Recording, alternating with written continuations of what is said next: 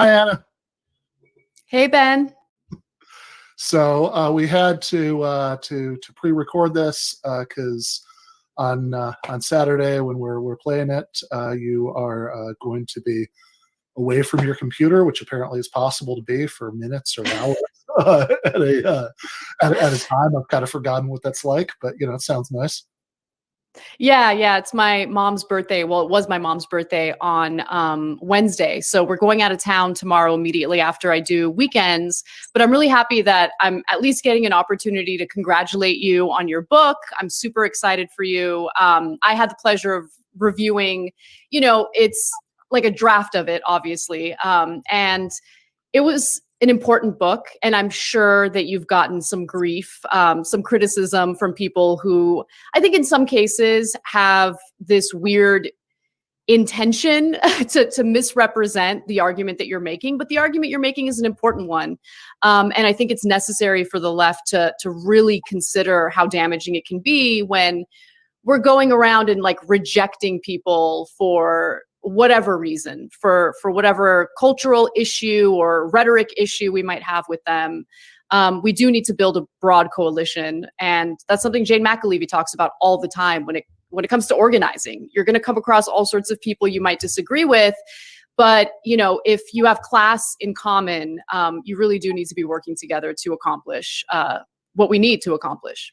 Yeah, I saw actually people got a little mad at her after the Bessner stuff, which kind of felt like in a very different way, a little bit like the same thing that that just sort of being a bearer of bad news and not just saying rah rah everything's great, you should be happy with how everything's going is taken badly sometimes, but it's still.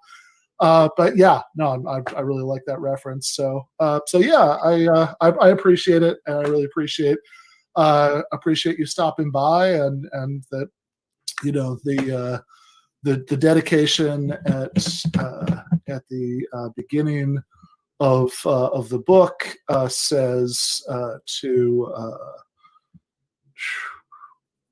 all where is it? To all my friends and comrades in left media and organizations like the Democratic Socialists of America, and even in some of the least dismal corners of academia, who are helpful pushing and back against the nonsense critiqued in this book, and to create a smarter, funnier, and more strategic version of the left. And so anyway, really means a lot to me that you've been in that category, and thank you again so much. Thank you, Ben. I really appreciate you having me. Harry and David makes mother. All right, that was Ana Kasparian, who is everybody else that I mentioned is going to be able to do this live. But as she said, it's her mom's birthday, so we'll accept that as an excuse for pre-recording it. But was happy that we managed to get her in at least, because in the book Canceling Comedians While the World Burns, a critique of the contemporary left, which for anybody who missed this, came out today. The very first, thank you, Forrest. Okay, I guess not the first, but the second blurb at the beginning is from Ana, and it means a lot to me that she's been so supportive of the book and and of everything we've been doing. So wanted to make sure that we got her in. But meanwhile, later in the program, we are going to be joined by a bunch of people who are going to swing by and toast the book coming out. So lefty from way back, David Feldman, Left Reckonings, David Griscom, and at a different time, Matt Leck. Let's see, Daniel Bessner. Jason Miles from This Is Revolution, Matt McManus, who's been on, of course, the channel many times and also blurbed the book, and not sure who else I might be forgetting, but yep, there we go. That's the blurb from Ana. And in just a few minutes, actually, Kale Brooks, the YouTube producer from Jacobin, is going to be coming by. And Kale actually generously offered to get canceled himself on the stream. So if you want to ask Kale any super chat questions that you think he has cancellation worthy answers to, this is your chance. He said he'll answer everything. I'm kind of disappointed that I'm not the first one to get canceled on the stream, but I think Kale's earned it. Yeah. I think you should let Kale get canceled first, and then if you have any particularly spicy takes, you can give them to me right after it gets off. Well, I was wondering if when we did that Daily Beast stream with Kenzo and David Slavic, I was like, this is going into the territory where we're probably going to say something that gets us canceled. And then that one Matt Dimitri account or whatever that goes after everybody on the left. Yeah. Like cut 2 minutes and 20 seconds from it, which is like what you're allowed to cut on Twitter. And but it wasn't anything I said, so I was kind of disappointed about that. Yeah, I don't even remember what was the clip. It was when we were talking about Matt Christman and his take about QAnon, and they were like, Ben Burgess says that Matt Christman was right about QAnon, but that guy I think had some undercover op relationship to that Daily Beast article, because he kept promoting it, like he was promoting it over and over and over again as if it was something that he had done research on. So I even quoted the video and was like, I think this guy has some kind of connection to this Alexander Reed Ross piece. Yeah, which is again particularly awesome, because all jokes about canceling aside, like what that guy is mad about me for in that instance is that I said that Matt was right when Matt said 3 degrees of connection already, right? When Matt said that of course the specific things that QAnon believes are insane, and and it's a weird, dangerous cult, but also this doesn't come from nowhere. The idea that there are extremely powerful people who would do things like this is something that that has a basis in reality, even if it goes through a sort of funhouse mirror when it becomes the Q conspiracy theories. And also, like Jeffrey Epstein really existed. That happened. Right. Yeah. And that was Beth's point. And that was in the context of talking about at least the first quote that they used, I'm pretty sure, was in the context of literally talking about the whole Jeffrey Epstein thing, which, is rooted in fact. Like that whole thing exists. And then of course the QAnon gets distracted and goes, oh well, Trump is going to save us from, or whoever. I mean, I think they transferred it now to Biden for some reason or whatever. There was some thing that so that they could continue existing. They're like new rationales that Trump somehow transferred his Q powers to Biden or something, which is even more laughable. But the whole idea is that this part exists, and then that energy gets channeled by some of the fucking creepiest people on the internet, to be honest. Like what I mean, like Mike Cernovich and people like that, like channel that Epstein energy into QAnon, which has no basis in fact necessarily, but but it still comes from somewhere, like the anger about pedophiles running big like underground pedophile rings, running these operations that exists. Like Epstein is proof that exists, and nobody's disputing that. Yeah, exactly. Like that's just all Matt's referencing there is an uncontroversial fact that he's connecting in an uncomfortable way. He's certainly not endorsing QAnon, and I'm definitely not endorsing QAnon when I say in that clip that what he said was correct, and shouldn't be controversial. But yeah. So I mean, I think so obviously we've been joking around about canceling, because it was actually right before we started the stream, one of many things I was unsuccessfully trying to get done first that got us. I think you froze there. You froze there for a minute. I missed the last sentence. Okay, but you're back. Well, what I said was, one of the the reasons we started at 5:07 or whatever instead of 5 is that I was unsuccessfully trying to get a bunch of things done before we started, and one of them is a article for Jacobin that's kind of a teaser for the book that I've been working on, and in there I talk about how there is this kind of annoying and depressing dynamic that happens when on the subject of cancellation, which is that the baseline reality, even if a lot of us don't want to admit this, is that depending on which poll you look at, between about half and 60 some % of the public thinks that canceling is a real problem. So of course, Republicans and conservatives do what they do, and cynically try to capitalize on that, for partisan points, including like some of the most powerful Republican politicians right now. I mean, they're not obviously in the power in the White House, but people like Ted Cruz and like like high level Republicans that are like in Congress and in the Senate right now, like totally right. And of course, so they like both do this thing where like they get weird and melodramatic about it, like that Sam Harris thing about how we can't talk about Neanderthal DNA anymore, and of course they stretch it to the point where it just becomes like weird nonsense, and like the concept doesn't even hold anymore. Like they're saying like they're talking about things that have absolutely nothing to do with online pile-ons or getting people fired or deplatformed. It's just any random cultural complaint that they have gets subsumed. Yeah. It's just total bullshit, Mr. Potato Head, whatever. Which is kind of the point that I've been thinking about a lot. Like conservatism is basically grievance politics, and canceling gives them a very public avenue to, I guess, air those grievances. Yeah, no, for sure.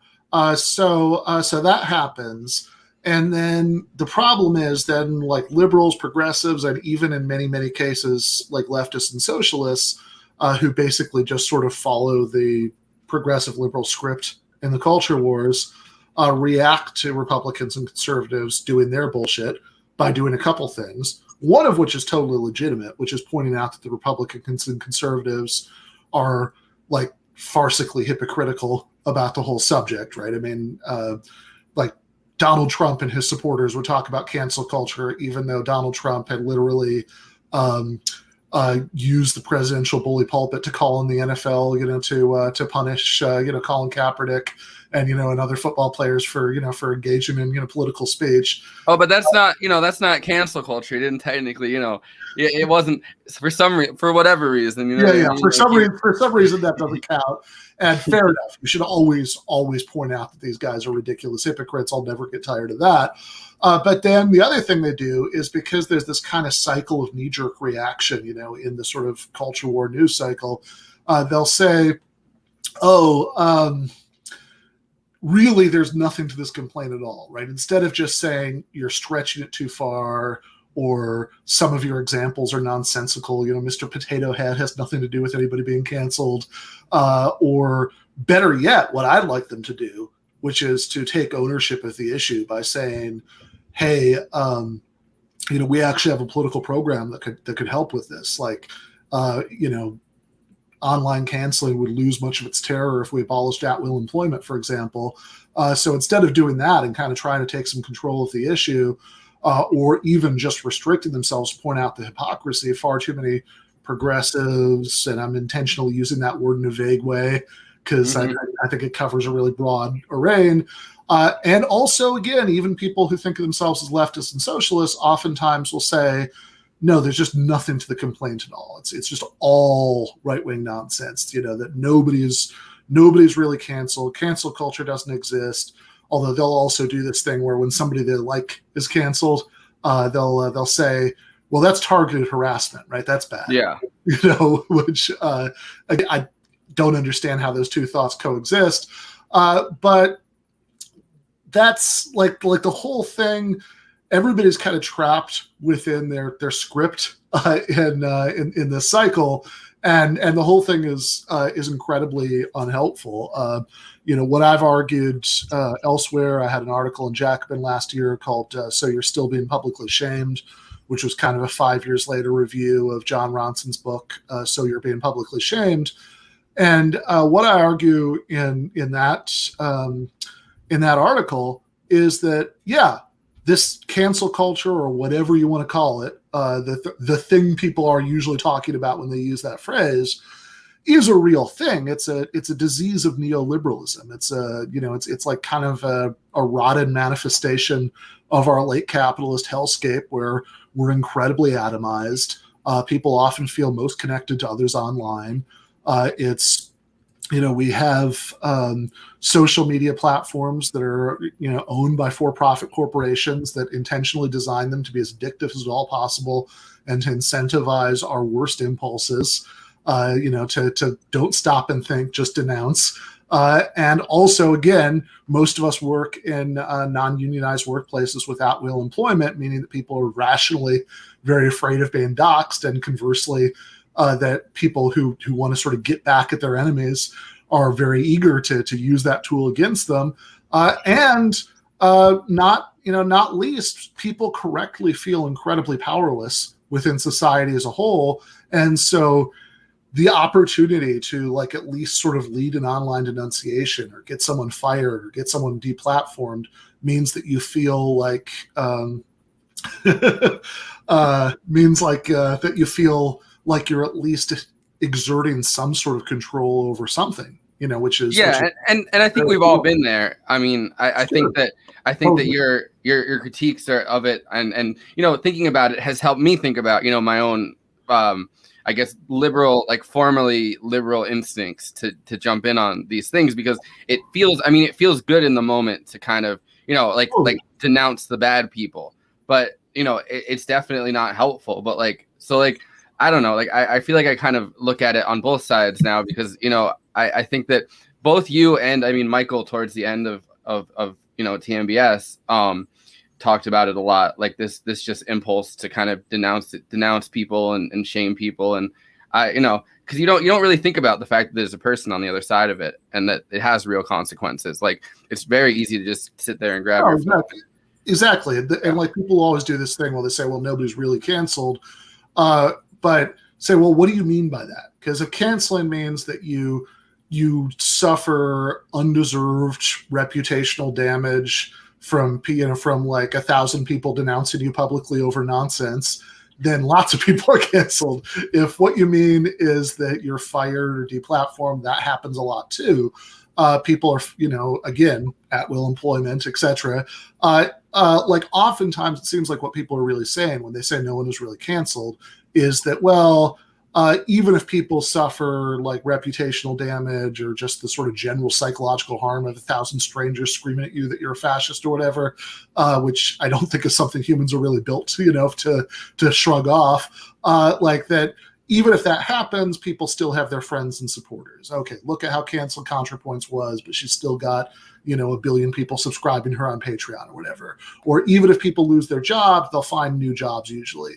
And that's true in most cases, both of those things, but not always. There are people who've committed suicide, because of, online shamings, but, usually. Oh, yeah, no, definitely. Yeah. There's been quite a few people that have committed suicide due to that. Yeah, I don't know about the numbers, but I've certainly read cases like that. But also, I think that's just kind of a bad way to argue, because it's when you're kind of acting the way that right-wingers act when they say, well, look, what do you mean people are unfree under capitalism? You're allowed to quit. Or, what do you mean structural racism is a big problem? It's been so many decades since we've had those whites only signs in the restaurant windows. You can define any social problem out of existence by setting the bar high enough. I don't think that's helpful. Again, I think a more helpful line for the left and I'm talking here specifically about the canceling question, would be to say, yeah, of course, the fact that in some polls, 64% of the public think this is a problem, we shouldn't just gaslight them and tell them that it's not a problem. We should say, yeah, this is a problem that arises from neoliberalism that would be really helped by all these things that the left might want to do, for example, ending at-will employment, rebuilding the labor movement, nationalizing the social media platforms, so the people who are controlling them don't have incentives to continually find ways to try to make them more addictive, which, again, I think would be helpful. So I think that it would be much better for the left to react to the larger issue that way, but that's not actually even the primary focus of the book. So I'm not if you want to know what I think about the broader social phenomenon and all the kind of shout out to David, who's one of the best people in the world, one of the best humans on the planet. He got the book on his Kindle today, but in like, if you want to know what I think about the broader phenomenon, read that Jacobin article we had up on the screen a minute ago. So you're still being publicly shamed. That's like the sort of place where I do the deepest dive on the broader phenomenon. Thanks, Kenzo. Really appreciate it. Everybody should watch the Kenzo Shibata show. Wow, Kenzo just got it today. He's yeah. I saw he posted the picture online. See, it's a quick read. Yeah, I think it took me 3 hours to read it all together, and that was like, I was like kind of doing other things at the same time, so like it's definitely a quick read. I'm like a slow reader too, so yeah. I agree, by the way. Somebody says in the chat, just because like 64% of the public thinks that something's real doesn't necessarily mean it is. But if it actually is, and 64% of the public knows it, then it's a bad move to like try to tell them not to look at the man behind the curtain, like Wizard of Oz. Like, you should. I think that's the. I think that's a very deeply unhelpful approach. So you can read that article if you want to know what I think about the broader phenomenon. Or you can watch the stay-at-home talk I gave on Jacobin's YouTube last year. I think it's just called like "What the Left Should Think About Cancel Culture." But in the book, I do say these things, but that's not the primary focus, right? What I'm primarily concerned with in the book is not the general cultural phenomenon. It's the specific way that it manifests in the political subculture of the left, and in general, how that ties into a much broader kind of cluster of left pathologies, all the ways that we're sort of screwing up and undermining ourselves with counterproductive moralism. And that's really the focus in the book. A little later in the stream, I'm going to read an extract from it, probably very shortly, and we'll talk more about this then. But meanwhile, we have the first. We have our first guest here. As a reminder, he has generously offered to be canceled on the stream. So if you have any questions that you think that Kale will have horrifying answers to, you should ask them in super chat. So we are now joined by Jacobin YouTube producer Kale Brooks. Or not. Oh, all right. Yeah. Hey, what's up? Congratulations. Thank you. I have for the book launch, I have the champagne of beers. And that's in part because I was actually worried. I had some friends over, which I know is illegal these days, but I had some friends over and they drank all my beer, and this is all I had left. But it was the I think the right choice for this occasion, for the canceling book, so to Ben and to the working class, and just those two probably. I think that's okay. All right. Let's just leave it there. Thanks, Kale. Of course. And also, in honor of canceling comedians, I'm wearing my friend Ben Mora's shirt. Ben Mora was canceled about over a year ago. And there we go. StreamYard flips your camera, so I get confused. Whatever. But it's for Ben, who he's a canceled comedian, and wanted to give him a little shout out. I should actually say that at the time that all that happened, I wrote a article for Arc Digital Media about it. Cancel culture comes for Ben Mora, which is all about why anybody who has a critique of cancel culture should be very upset about what happened there. Which I think is a performative contradiction a lot of people were juggling at the time. Ben Mora, for people who aren't familiar with this, was a Bernie staffer who ended up losing his job because the Daily Beast published like a bunch of screenshots of tweets that were set to private, so like only approved followers could read them. Somebody, apparently Ben was not cautious enough about who he approved as a follower, and somebody leaked a bunch of kind of bitchy, jokey tweets, but I also think that it's nothing that let's put it this way. I think if somebody had been following me around with a with a tape recorder and in my 20s when I was living in Miami, hanging out at the bar with my friends, I think every single night they'd have something where I said something worse than anything that, that Ben Morris said on that Twitter account. None of this was all that bad. And he thought he was among friends. But the Daily Beast reporter, instead of acting like a, adult, media professional would hope asked and just say, "What are you talking about? This isn't newsworthy." Instead published them, and it was a whole stupid little scandal. Right, saying, one of my favorites was that Elizabeth Warren supporters are all pear-shaped, wear giant scarves, and listen to NPR. That's a classic case of a horrific bully. So yeah, that's right. That's but as someone in my 20s who is brain dead after doing weekends earlier, I'm here to give you my worst takes. So send the super chats. I'm just moving weight all day. We're moving issues earlier. We're moving super chats on Ben's show. Send us something good, and I will say, hopefully, something not too bad.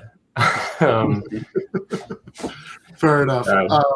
So I should also, unrelated to anything you may have just said, but as well as being publication day for the book, today is May Day, and I believe that our mutual employer, Jacobin magazine, may be running some sort of promotion in some way related to this.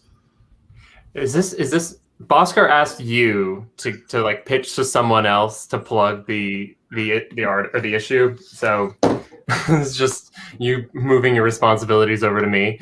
But that's right, folks. We have a new issue out, and it's really shiny. And if I don't know, if you like shiny magazines, this is clearly the publication for you. But it also has a lot of great articles on the ruling class, and it's something that is probably under studied on the left, is actually trying to understand who our enemies are in this fight. So some good pieces on kind of the origins of the global ruling class, some stuff on the transformation of the American ruling class overall.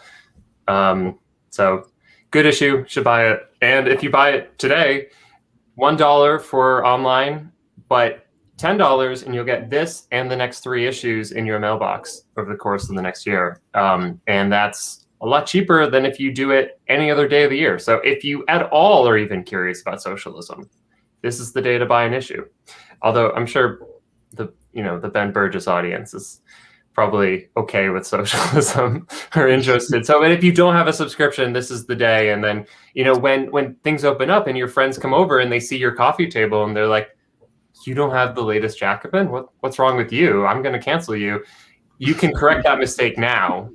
So, just consider these things. There's things to be considered, and it'll save you some grief. I actually did have friends over for the first time in a year last weekend, because I finally got my vaccine finally kicked in or whatever. I got my vaccinated powers, and on the coffee table I had the new issue of Jacobin, shiny, looking good, with the light hitting it just the right way. And then I got to be like, oh, let me just clear some space, and everybody saw it. And folks, is Forrest canceled? No. So deductively, right, Ben? Deductively, Forrest made the right decision, and he has a subscription and gets a copy of Jacobin. So I'm just saying, just something to consider. Yeah, deductively. Okay, fair enough. So, in all seriousness, it is a nice looking issue. I actually finally have my copy It showed up eventually even here in the backwoods of Michigan, where like they have to like almost hack a trail through the underbrush to deliver things in the mail. So it's good stuff. And, all right. As somebody asked Bhaskar if this is good enough, and we can stop talking about this now.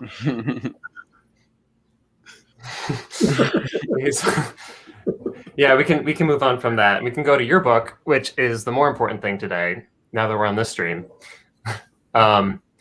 true.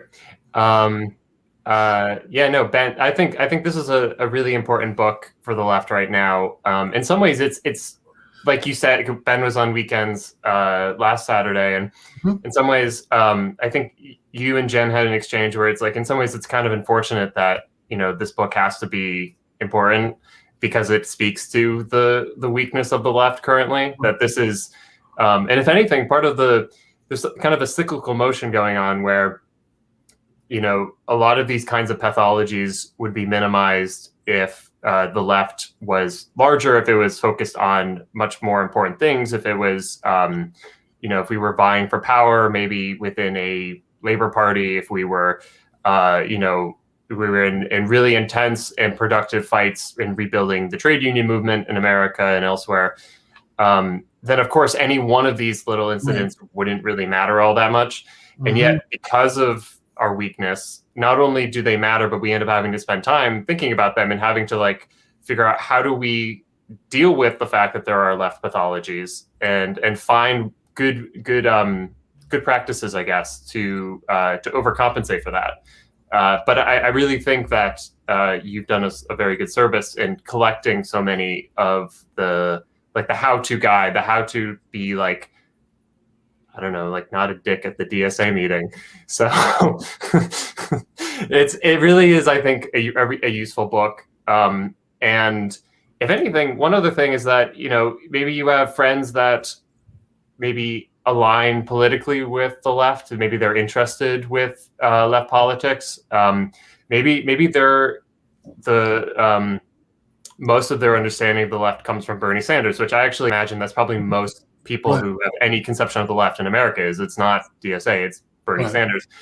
And then they see something like the DSA convention in 2019, or they see some incident online where some people kind of left of center end up joining in like a pile-on, or just like some really obnoxious, online or in-person behavior. And I think it's useful to have a book like this, like you said, that it demonstrates to people that actually, no, there still is a valuable and noble left tradition in America that doesn't agree with so many of these like strange and really just awful incidents that happen that the left unfortunately sometimes gets wrapped up in. Yeah, no, I agree. And I think that it's like one obvious like way of pushing back against like even doing the book is to say, well, what's this really going to accomplish, right? Like, maybe you get to feel a little bit better, Ben, because you're doing all this venting, but but beyond that, what's the point, right? I mean, you complaining about canceling comedians, while the world burns, and I think that I'd answer that in a couple of ways. One of which is that I do think that there are lots of people on the left who are well-intentioned people who are still trying to figure stuff out. Most people who are on the left right now have not been for very long, and they could actually, unironically do better. But then I also think that even if we make the most pessimistic assumption about how it's received and say like this doesn't convince anybody to change any of this stuff, then it still seems to me that it's useful because it's good for it's good for morale, right? To help all the people who might have been like in your example that you just used, right? Sitting there at that DSA convention where they're being yelled at about whispering and crosstalk and whether "hey guys" is gendered language. To be reminded that there are lots of other people who have the same political commitments as them, who hate all that shit as much as they do, and that they're not they're not totally isolated in that regard. And I think it's also a useful signal to send to people outside of the left, people who are potentially persuadable, that they don't have to like all of the weird toxic stuff that happens here in order to join the team. But we do have a super chat question. But before we ask you that, are you comfortable telling your story on air about the or some version of it about that convention? It's okay. Yeah, let's do it. Okay. That was, I mean, I want to do it in a way that's not overly pessimistic, because I think a lot of good came out of the convention. Totally. It was easy for me to, I was a delegate. It was easy for me to come out of that frustrated in a number of different ways. One of them being the fact that the clip that went viral was what it was. And, and I don't think it was the most representative of most of the people in that room.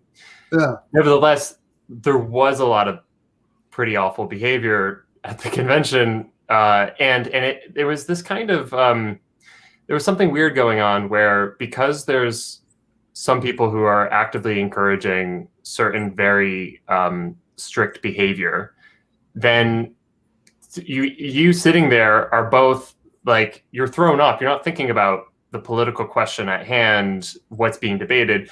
You're looking around like, these people are mad at me. They're like, I accidentally clapped a moment ago and I got shushed, and or just like there's that side of things, well, anyways, I think it led to somewhat deviant behavior that like you just kind of end up getting so frustrated by the whole process, and your mind is not now thinking about, how should we be spending our money at the national level of the organization? It's now, what is going on in this moment right now? Like, who are the people that I'm sitting around? And that's not really what the point of the convention was. But I did, I'm just like admitting to doing something bad. You really don't. I did start a slow clap at the 2019 DSA convention. And it was after a debate session. It was not during one of the sessions. It wasn't to like actually be intrusive or obstructive. It was like a couple minutes after. The room was like maybe a third full, but that still means like 300 or 400 people. And I did start a slow clap, and we were reprimanded, which is crazy. It's freaking insane that that's like, I should not. So like, I feel like there is a part of me that still feels bad about that experience, and yet I clapped. Like, I was clapping. I was having a joke with some friends, and it actually lightened the mood for a lot of us. So that's something that does not belong on the left. That kind of like, those kinds of pathologies where all of a sudden now we're way too self-conscious about what we're doing in the room, rather than like, how do we collectively advance a project where we like contribute what we can, and some people can contribute more than others, but we see everyone in the room as both a comrade, and ideally, if the organizers are doing their job well, as like an essential part of an organizing struggle. That so everyone can do something that contributes to that project. And I'm on the left, and I'm going to probably die being on the left, and I do not want what I end up seeing in my last days to be anything like what I've seen in the last few years in these certain situations. And again, that's not all of the left. Certainly, I really do think that most people on the left, certainly not. I think most people in that room hated that situation. They hated. I think that's true. Although I think that the really unfortunate thing, and I understand why it is that, other than the occasional asshole who starts a slow clap or something, nobody who's in the room who is in that majority probably that's thinking those thoughts in their heads, is going to say anything about it, because all of the incentives are against saying anything about it, right? You'd be starting a whole annoying thing if you did say anything about it, and nobody becomes a socialist, joins DSA, so they can spend their time arguing with crazy people about whether it's okay to clap, or whether clapping is like misgendering trans people, which I believe was an actual thing that was literally said by somebody in that situation, which is a usefully insane example of like the distinctions that should actually be very easy to be made between social norms against just being a bigot, and social norms that are piled on social norms in really like self-destructive way that make us look like strange and unpleasant scolds. But you don't become a socialist to argue with people about stuff like that. You become one because you actually care about things that matter much more than that does in the larger world. Capitalism and imperialism, police violence, and all of those things. But the problem is, and this would be like really where the argument of the book comes in, that because all of those other issues are so important, we need to start thinking about in ways that I think a lot of people in this situation, certainly a lot of the people who are the most visible because they're the loudest, aren't thinking about it. How to present ourselves in ways that don't make most of the people whose material interests should align with our program want to cross the street to avoid us. So that'll be my pitch. I know you probably have a bunch of other very earnest and well thought out things to say, but Yoda 7104 wants to know. Thank you for the super chat, Yoda. Question to cancel Kale: favorite historical assassin? That's such an easy one, which thank you, Yoda, for doing this bit with me. And I encourage others to send in super chats and send me even more insane and just awful questions. I think my honest answer is probably Gabriel Princip, the guy who killed Archduke Franz Ferdinand. That's not, I wouldn't say like single-handedly started World War I, but certainly was part of a series of catalysts that were pretty important to that happening. That's not really that cancelable. I don't know.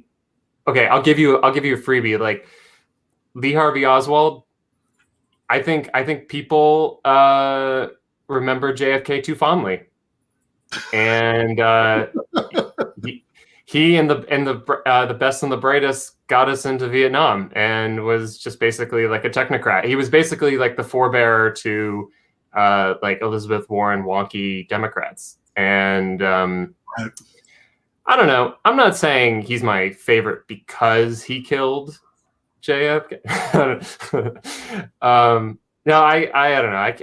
I'm going to be too earnest about this. It's Princip. Okay. All right. Fair enough. Reasonable answer.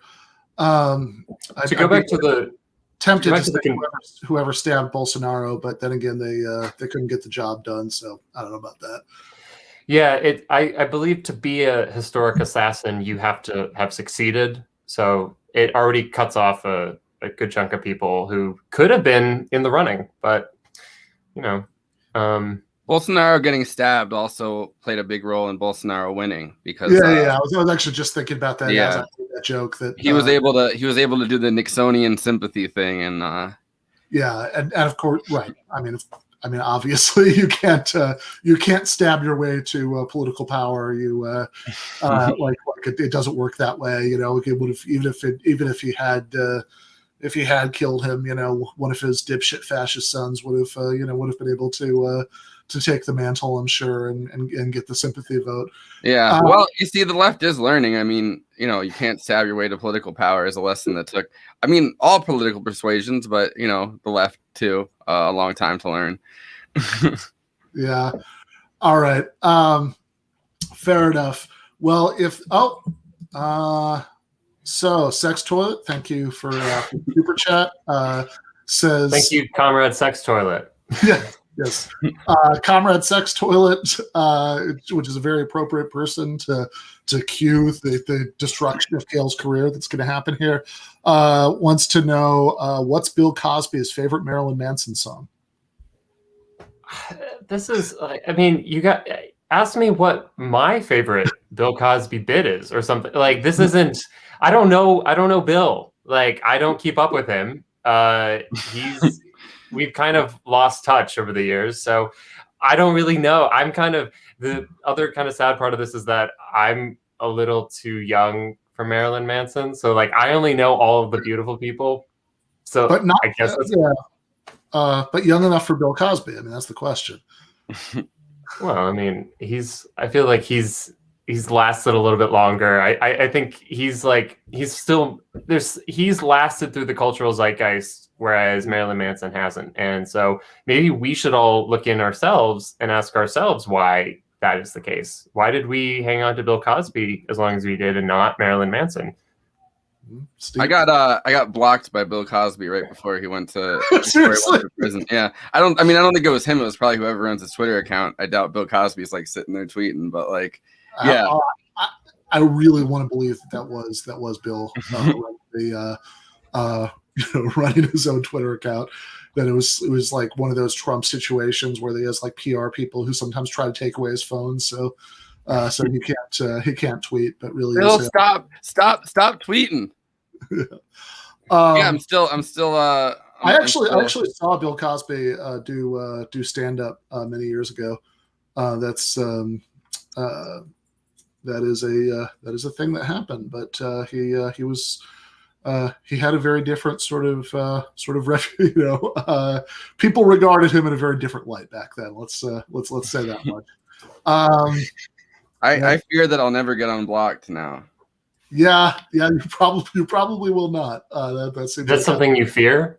Yeah, I mean, I don't know. He's, who knows what he's tweeting? Like, he might have snuck a phone into jail, and he might be tweeting right now for all I know, and I'm never gonna find out. So, not a super chat, but it's a very good point from Jay Hutch Talks Too Much. Does self-assassination count? If so, do you say Hitler? On the one hand, it's bad because it's choosing Hitler. On the other hand, he did kill Hitler. I don't think self-assassination counts. That's not. That's just not. Like, we have different words for that. That's called suicide. Like, it's clearly a different category. So, sorry, you can't out logic the Logic podcast. Here's a question though. If somebody has multiple personalities, and one of the personalities decides to assassinate another one of the personalities, could that count as a self-assassination? I don't know if a personality is a distinct person, but also I don't know how you would know that. How would you know? Like, this is like David Fincher should make a movie about this, but yeah, I assume they'd probably leave a note or something, but maybe I'm the one that's gonna get canceled for asking. I'm just asking questions here, Yeah, no, that's right. This is a really asking questions podcast right now. That's right. Next thing you know, you can't even talk about personalities, killing each other anymore. We're gonna rename it. Give them a series of passive aggressive questions. No question attached to it, but thank you for the super chat. TKT install. That's a pretty bold question to ask me right now. If I had to choose,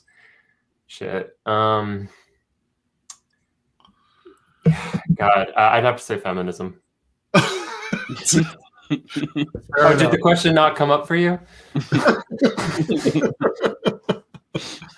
Oh, okay. There's an even spicier one from Haro Fuentes.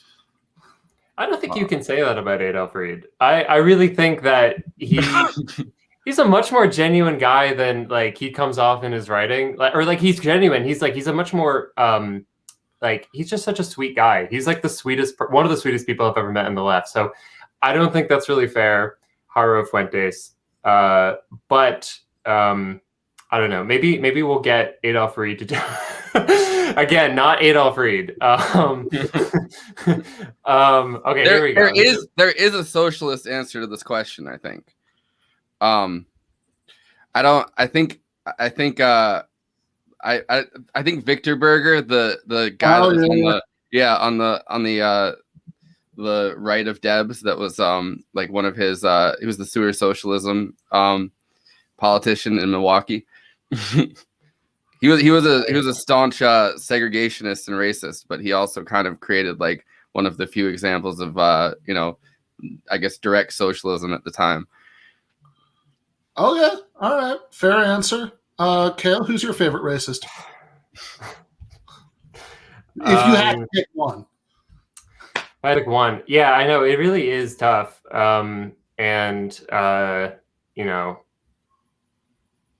shit. This is I know I set myself up for this. I don't know. Let me think about that. While you're thinking about it, Jeffrey is a friend and comrade, is the host of the Good Morning Comrade show on New Orleans radio. Been a guest many times. Says buy the book, folks. Not the part of that where he asked an incredibly offensive question to Kale doesn't seem to have made it into the part that's visible on the screen, but I do appreciate the super chat. But yeah, I just don't want to choose between friends. You're talking to Kale here. You're not talking to Joe Biden. Yeah, exactly. I would do the Jonas one. Oh yeah. There we go. Which was worse, slavery, colonialism, or the Holocaust? Marry, fuck, kill. Oh wait, fuck. Yeah, marry, fuck, kill. Okay, so I'll do a marry, fuck, kill with slavery, colonialism, and the Holocaust. I guess I would marry colonialism. I would probably fuck the Holocaust and kill slavery. I don't really know what that means, but fair enough. At least you said fuck the Holocaust, like. Yeah. So it's taking a bold anti-Holocaust stand there. I actually think I said the wokest version of the wokest possible answer to that. So I think if you mean chattel slavery in America, or if you mean like just slavery as like a world historic phenomenon, that's probably the worst, because that's been something that's existed for like basically since the beginning of like settled society, settled agriculture, and but if it's chattel slavery,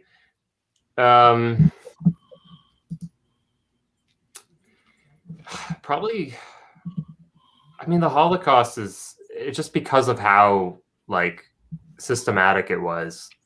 But I don't know. It's between that and colonialism. It's tough because we're against that here. Yeah, they're all. I'm not saying any are good. Okay. They're all really bad. We're saying which one's the worst. So I don't know. Well, it's hard because the Holocaust was like so many people and so organized in a very short amount of time. But then, you know what I mean? Like, but then you look at like, how many slaves, since either through chattel slavery, both here and in the Caribbean, like, where like how many slaves were just discarded pretty much, you know what I mean? Like either as punishment or as like, just worked to death. And like colonialism, kind of the same thing in India and places like that, where, like human lives were just treated as like perfectly disposable.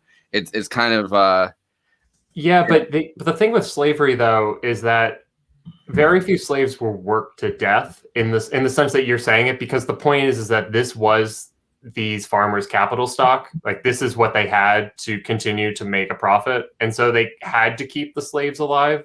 So yeah, I will say I think that was probably the least true when the first two items were combined. So I think like in like sort of French slavery in Haiti, or a few other sort of remote tropical climes like that, I think there was a fair amount of just sort of like cycling through slaves who would like get like tropical diseases they had no immunity to and be worked to death pretty quickly. But you sort of figured you were making so much money so quickly, and there were just so many slaves for a cheap price. Like I just finished the Black Jacobins finally, like during this break, and like just that is a fantastic book. But like just as as the society got even more degenerate, I guess I'd say, like the white like like imperial French society in Haiti, like as it got even more kind of degenerate and like I don't know, like as it degenerated into like this like lazy kind of clusterfuck, like the slave lives were just kind of discarded because number one, obviously there's just so many coming through that island, and like and number two, like the death rate was high for everybody anyway, and number three, it's just like people kind of just saw it as a way to get out of like doing any work themselves. So it was seen as almost like human lives were just human lives weren't worth like anything at the time, and also the constant punishing of slaves, like literally ripping them apart, and like it started being like they weren't treating it even as capital or like you know what I mean, like it kind of but that was also true of most lower classes at the time. I mean, I don't think that's the distinguishing what distinguishes slavery, because I mean the part of the abolition movement, part of their messaging was that, or at least the more radical elements was that basically we don't want chattel slavery. We also don't want wage slavery, because effectively just someone having control over the vast majority of your life and driving you into the ground to maximize their interests, literally at the expense of your life, is abhorrent. And before the labor movement, like wage labor was pretty horrific. Like it was really despotic. So it's hard. I don't know. Yeah, I mean, which was actually like is a really interesting through line through the best parts of the abolitionist movement, through early post-war labor republicanism, people like the Knights of Labor, into the beginnings of sort of socialist movements as we know them. This idea, like, I'll guess I'll just refer anybody who's interested in that whole development of that line of thought to Alex Gurovich's Jacobin talk last summer, early fall, something like that. Anyway, whatever that was. It was a few years ago at this point. Yeah. It was in the early years of COVID. Yeah, exactly. So, all right. So, what, where did you came down with slavery, or what was was that the final answer? If they mean just not historically specific slavery, then yes, slavery. If we're being historically specific and it's chattel slavery in America, I don't know. I was having a hard, because colonialism has been a fucking bitch. So, and as somebody pointed out in the chat, you could make a case for colonialism as the root cause of the other two, at least if you mean that kind of chattel slavery in America. Mm-hmm. Yeah. I mean, kind of all under the umbrella of like imperialism, like as like a full concept. I mean, it's tough because with slavery, it's like a specific form of labor extraction. Like it's set up so that a small group of people are trying to. Well, in chattel slavery, it's making a profit. In a more historic sense, they're not always making a profit, because not every plantation was a capitalist plantation, but but some kind of surplus. They're living off of the labor of others. Colonialism, that's true as well, but it's not. Colonialism is such a widespread phenomenon throughout history that it's not always going to be the same iteration, but typically aspects of it are going to be labor extraction. Some aspects of it are not, and some aspects are just genociding people, because you in fact don't need their labor, and so you the whole the only good Indian is a dead Indian line that truly evil line, but like that's something that people once said, and so and also an explicit model invoked by the Nazis, to explain their racial policies, but yeah. So All right. I don't know if you ever decided between slavery and colonialism, or you're just going to be forever torn between them. We will subject you to just one more of these, and then we'll let you get away with whatever sort of reputation or career you have left after this. This one, thank you for the super chat, comes from Jaro Fuentes. Says, who's a worse bad faith actor? Jimmy Dore, Kim Kardashian's prison reform. So I guess that means like Kim Kardashian considered in her pretense to care about prison reform, or the Nation of Islam. So if again, we're being confronted with another choice of three of your favorite things, but any thoughts? Again, it's tough to pick between friends, but I mean, I don't know. I kind of do think that Kim becoming a lawyer was kind of an earnest move on her part. I think she kind of genuinely did want to do that. Now, the fact that she's like a really just absolutely stupid elite. I mean, she's an elite, which already makes her stupid, but a stupid among the elite. And obviously, like they think that, basically, and I guess in some ways she's not wrong that under neoliberalism using celebrity does get you some results in some ways, but obviously, she will never realize her ambitions through what she's doing because it's the celebrity pet project thing. Like, you know what I mean? Like these celebrities kind of are looking for a way to channel their, channel the time, I guess, and the platform they have. And it gets channeled instead of, systemic reform, which is not something a celebrity can really do. I mean, they can promote it, but like, it gets into like these specific instances of like, oh, there's a prisoner that it seems like this is a story that I'm affected by, like, emotionally. So I'm going to try to get this person freed. I don't think that's necessarily bad faith, but, it's not moving anything really forward. Right. Yeah, no, I think that's fair. I'm not, if anything, I think I have to write her off. I don't think she's the bad faith choice among these two. Okay. Other two. So we're down to Jimmy Dore, the Nation of Islam. Which is a really see if I can find a couple more ways to say that before we're done. That just rolls off the tongue. Jimmy Dore and the Nation of Islam. You sort of imagine Jimmy Dore like at a speaker's podium with those Nation of Islam guys in the suits. I'd watch that podcast.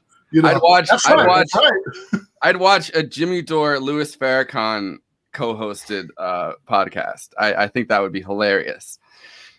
Odd couple appeal. We have pitched it once before for Jacobin lineups, and Boscar wasn't really biting. So I don't know. I mean, so I think with Jimmy, he's obviously really mad. Like the anger and frustration is real. Yeah, Nation of Islam with Jimmy Dore. Oh my God! I would give anything to hear the like the Michael Brooks Nation of Islam Jimmy Dore impression. It's great because it combines two of his really good impressions. Like, exactly. Yeah, I know. God, it hits. That hurts. It hits hard. It hits me where it hurts. I don't know. Farrakhan is such a despicable person in history. But again, I'll go with Farrakhan just because I think he's had a bigger impact in the world and is truly dangerous and it's a grift. I mean, it is just like a means of making a career out of it. So for whatever qualms I might have with Jimmy Dore, I do think a lot of people who enjoy Dore get a lot out of the visceralness because society is really messed up, and he's right to like express anger over that. I just don't always think his expression or his analysis is very coherent, and so I think he sometimes, instead of diffusing or cutting through the noise, he ends up just adding new layers of noise that make society that much more unknowable and frustrating. But I also don't think he's really had a significant impact in the world in the way that especially in the way that Farrakhan has. So yeah, I feel like you have to also separate pre-Farrakhan and current Farrakhan Nation of Islam. Not that they ever really were acting in good faith, but like, you know, like the original Nation of Islam did bring like Malcolm X to consciousness, and like Elijah Muhammad, I think, was much less of a bad faith actor than Louis Farrakhan is.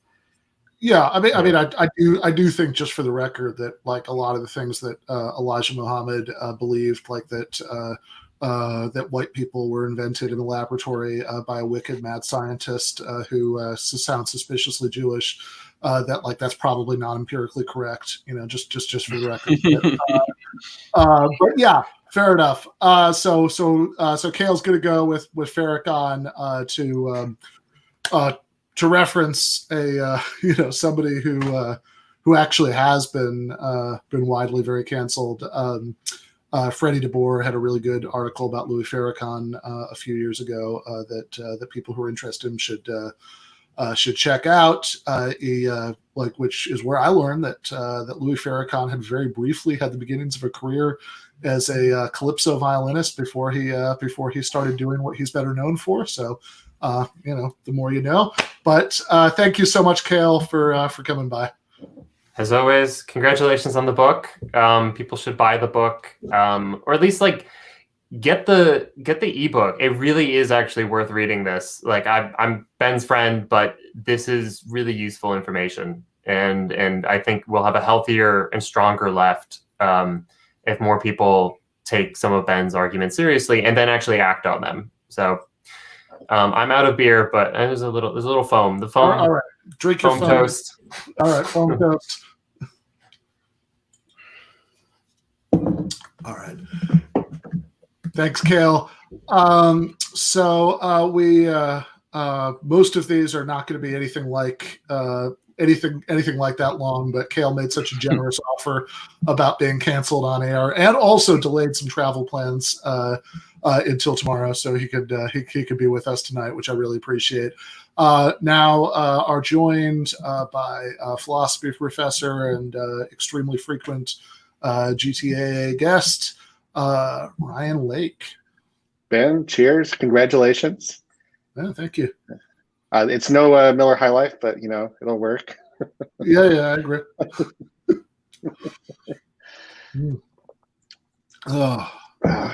Yeah, can actually, we could actually go to the Oberon. We could actually go there this summer. We've both been vaccinated. Oh God, yeah, we've got to do that. Yeah, trip to Kalamazoo, get some Bilbos, and get a little bells. Yeah, that would yes. Yeah. Let's do that this summer for sure.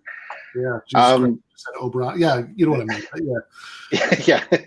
Yeah, they don't actually have separate breweries for like the different. There's like a Two-Hearted Brewery and an Oberon Brewery, and there should be a separate Two-Hearted Brewery, but that's fine. But yeah, thanks for having me on. I can't stay on as long as Kale just did. Nor are you expected to. That was good. If anyone wants to throw in a really quick super chat and try to get me canceled, I'll take one question that attempts to cancel. If anyone take one shot at humiliating himself with his answer on air, but fair enough. But yeah, I just want to say congratulations. Like this is great. I think the book, as everyone has been saying so far, this book is really important. It's really getting at a real pathology that exists on the left that we need to, if we want to become not just a fringe thing and really become a major movement that affects change in this country, we've got to be a lot smarter about how we deal with this stuff. So, I hope everyone buys this book and reads it, and it gets a lot of attention. All right. Really appreciate that, Ryan. I know you're only getting a very little bit of Ryan Lake now, but you can get some more on Wednesday when he and Forrest, of course, and me and Jennifer Burgess are all going to be talking about A Clockwork Orange for the first season 2 movie stream. So looking forward to that. We'll see if we can get canceled talking about that movie. All right. Which seems very possible. Fair enough. Thanks, Brian. Absolutely. Cheers. Cheers.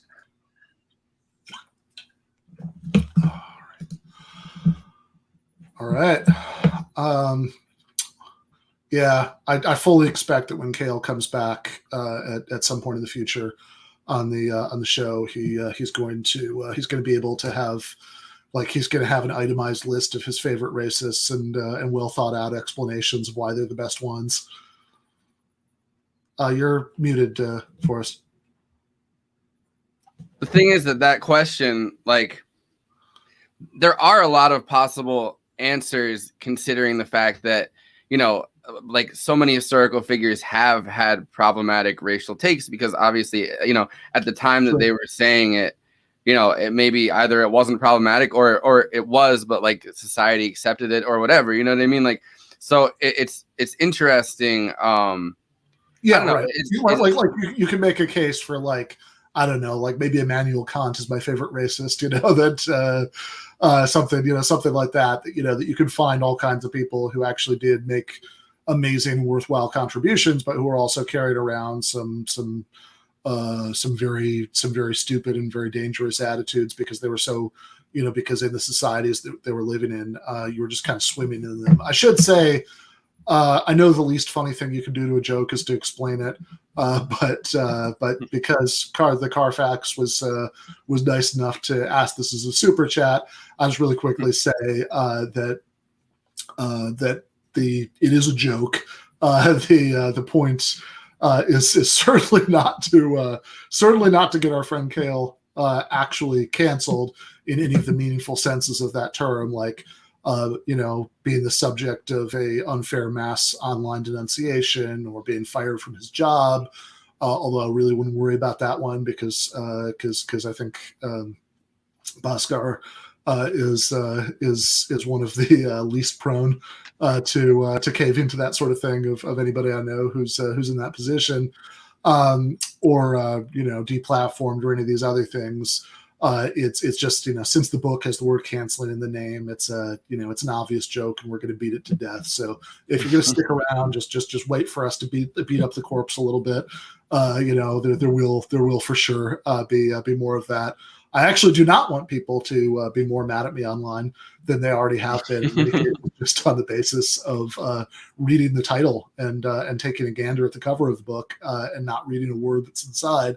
I'd actually, if at all possible, like people to be less mad at me online and instead to read the book and think about the arguments in it. So I'll just convey a Kale-esque level of earnestness here.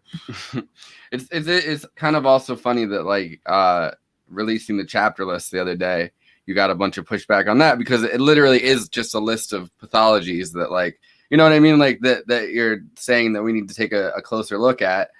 And then, you know, everybody kind of picks the pathology that they think that they're being accused of and gets upset about that, like the Tankies chapter or whatever. Like, but like the point of the book is to like have introspection about this. So, like, I don't know. It's just kind of no, exactly. Like, and I get it, right? Like, I mean, there is something like objectively funny, like you were saying when you read it, about like reading a book and seeing the word tankies in print, you know, like that is just like innately funny, you know, but you know, it's certainly the most online thing, you know, that's in that book. But there is a serious point there, which is that, you know, it, like, and I do, even in the tanky chapter, I try to have some nuance about like the history of what's often called actually existing socialism as it existed in the 20th century. That's what people called it back when it actually existed, who were sympathetic to it. By the way, thank you for the follow-up super chat, Carfax. I appreciate that. But in you know, like in that chapter, like I do try to have a bit of nuance about how this wasn't all just some like cartoonish Cold War stereotype of breadlines and gulags. You know, these are complicated societies with good things about them and bad things about them. But at the same time, there is something that is really pathological about socialists in countries like the United States in 2021 who are like get way too excited about having like pedantic arguments about exactly how many peasants starved to death in the Great Leap Forward. Like it's because you think, okay, we're at a time where, so much, like enough time has passed since the end of the Cold War at this point that blind association, that anybody advocating any form of socialism is just automatically tarred with support for those like, really repressive authoritarian regimes. That's finally started to loosen, right? I don't think we could have had Bernie Sanders win 22 states in 2016 if it hadn't started to loosen while calling himself a socialist. I don't think we'd have DSA having like 100,000 people or however many people it has now if that hadn't started to loosen, or, the Squad, or, any of these things. And so it seems like we're really at this moment of historical opportunity to like actually say, now that like, those examples, Stalin and Mao and all that are a little bit less on everybody's minds, that no, that's not what we're talking about, right? We're advocating we're advocating something that would actually be more democratic, not less democratic than what exists right now under capitalism. And I think that is just going to be a way more effective sales pitch for the majority of the population, rather than, actually Stalin was kind of good. And that's the hill we want to die on, right? Like that's the argument we really want to have. Yeah, I mean, I'd agree with that. I think there's a certain, I guess, I'd say it is this is also a sign of the times that we're far away enough from these more repressive governments that people can take a closer look at it. But there's a very, I don't want to say Chomsky-esque, but maybe that's the word, like an understanding of history that like we're not told history correctly, and that all these atrocities happen because of the U.S. government in all of these places, and like a more sympathetic reading of why places like the USSR did the things they did. But then I feel like it's just people taking it to the extreme of then defending those repressive governments because, I align myself with socialism. I'm learning this history that I've never learned, that other people maybe haven't learned, and now I want to defend it. But, going too far and just being like, well, this was good, actually. Like, no, like it wasn't. Like, and there's good things about, all of these, like the actually existing socialist societies, I guess. I mean, I would say, a lot of times it's more of like some of them were a lot more conservative and authoritarian. I mean, at least, culturally. Yeah. But I think there's like in the same way, I'd say, I guess that that like we've been talking about this with like the new atheists, like people that have been raised in a religious society and then suddenly realize their religion is bullshit or something, and then suddenly they want to tell everybody about it in the most aggressive possible way. I think that same pathology is there with the whole tankies thing, because you're realizing that the American empire has been devastating across the world, and a lot of these governments we're given like a more than unfair treatment, I guess, and we're reactive. But that doesn't mean that you have to defend those governments in the way that they do. It's like an overreaction to that. No, exactly. I mean, like that you get, it's like, I mean, it's almost like, okay, all of the DARE anti-drug stuff you got in school was bullshit, but like, and it's understandable that you might overreact to that, but also fentanyl is really bad. Yeah, no, 100%. Like, yeah, and I think that in our society where these given rules, I guess, that have existed since the Cold War kind of seem to be loosening a little bit. It's more important than ever to be making these points. Yeah, exactly. And and again, I understand it. Like Micah Utrecht, had a good line about this that I quoted in the book about how people are reacting against like all of this like over the top anti-communist propaganda they were fed. There's a sort of naughty little thrill from like sort of defying like those kinds of McCarthyite norms, but it's also not accurate, and it's certainly not productive or helpful for being able to build a mass movement for socialist democracy. So I have to get up for just a second. We've got Danny in the back room. Damn, that would have been such a good transition to having Daniel Bessner on the tankies conversation, like because as like a historian of Cold War Oh, okay, well, maybe he could hold on to it for just a minute, and we'll sort of awkwardly do the transition when I get back. But do you want to do the intermission music for a minute, or do you want to just hang out and talk to the? No, I'll do the intermission. Okay, just do that, and then I'll be right back. Okay.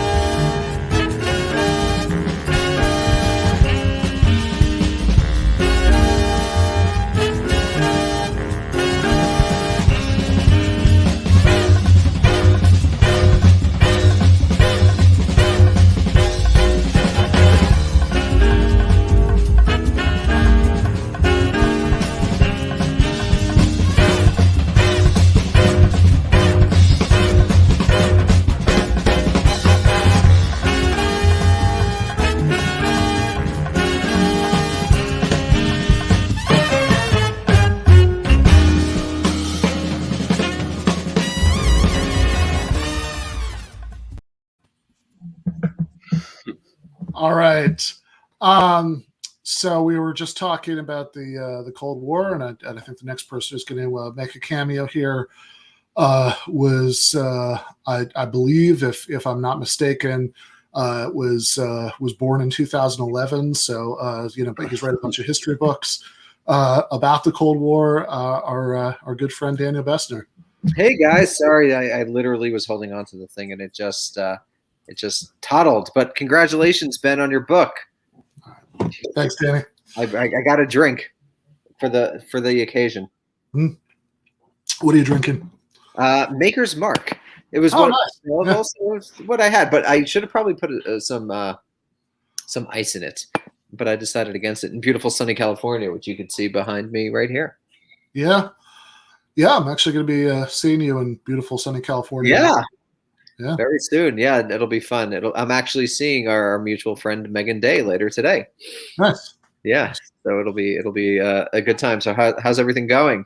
What are you doing to celebrate the book? Well, we're doing this. Mostly gonna be goofy and cliched, and crack open some champagne with Jen later. But we're doing this right now. Nice. Which is actually a double book celebration, because of course today's the publication day for this, which is what we're talking about. But Bhaskar Sunkara and Mike Beggs and I just signed a contract for another book that's not coming out for a very long time, but we just signed the contract with Verso. So late 2022, maybe, about feasible socialism, what a realistically imaginable version of socialism we could actually have, might look like. Which, of course, I suppose if there was a place to do some sort of transition back to what we were talking about before before the intermission, this this would be it, because the possibility for for pitching socialism to people, might be much greater now, because we are so far from the Cold War. If you did have anything you wanted to add to that conversation. Yeah, I mean, one hopes. One hopes. I mean, I guess the big fear is that one doesn't want to be in, the Marx. Right. There were two options: either we'd win or we'd lose. Hopefully, we're not on the wrong side. But yeah, one hopes that some sort of solidarity will be forthcoming in the United States and eventually global context. Yeah, I hope so. Fair enough. And I should actually say, people watching, something I think one of Danny's most interesting takes is one that doesn't come, about that Cold War stuff, is not one that comes naturally to me, because I'm very instinctively averse to anything that sort of smacks of cultural explanations for anything. But they do have their place every now and again, and it's about the sort of peculiarities of American culture and how the sort of insane ambitions of the American empire are actually relatively unique, among world powers, and that a lot of what was going on in the Cold War was just sort of transferring it to the Russians and attributing to them our insane delusions of grandeur. Yeah. I mean, I think that the desire to really dominate the world is a peculiarly American thing, which one, in my opinion, links to sort of the radical foundations of this country. I mean, obviously, this interacts with material conditions, of course, but the puritanical, literally in terms of Puritan and Protestant sort of universalistic ethos, is really embedded in this country, and I think that reflects the type of putting on other powers, a motivation similar to the United States'. I mean, of course, the American analysis didn't come out of nowhere. Marxism, Leninism is theoretically a global project, but I just don't think the Soviet Union was especially either whatever committed or able or both at various moments to that sort of global domination that the U.S. was. So yeah, I think that, and I think that's still going on for example today with China. Fair enough. This is not a natural transition, and also you should not feel any obligation here, because you did not volunteer to throw yourself on the sword like Kale did. But we do have a super chat question if you do feel inclined to take a shot at it. My favorite bad Joe Rogan take. Well, I mean, I think it's funny. I was actually watching Rogan yesterday, and it was just sort of how would I phrase this?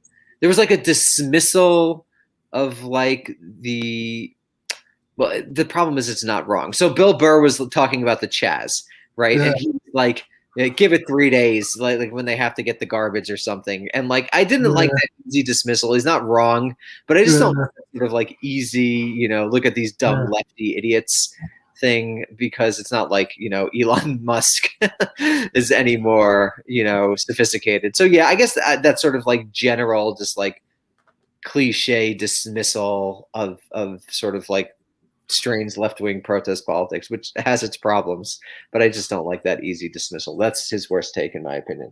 Yeah, I will say that I was listening to a lot more Rogan last summer, because because I would listen to it when I went for a run, because this is going to sound really insulting to him. I actually have mixed feelings about Joe Rogan, but it's just a lot easier to listen to when you're sweaty and and kind of out of it, and not really sitting there thinking about it than most of the lefty podcasts that I listen to.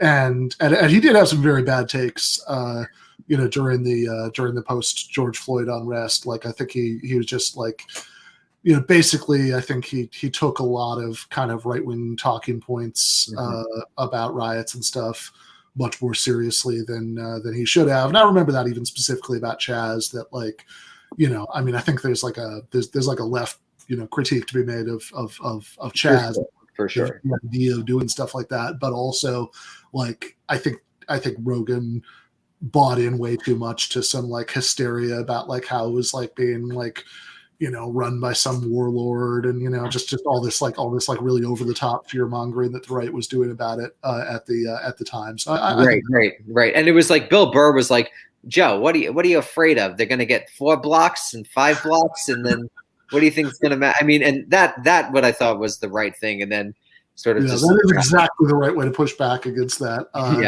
Which what are you worried about? I mean, which is pretty much the story of today. And Ben, I got to go in a second, but I think we should toast ourselves for getting January 6th right before everyone. And I have not heard any apologies from the people who came after us. No, I sure have not.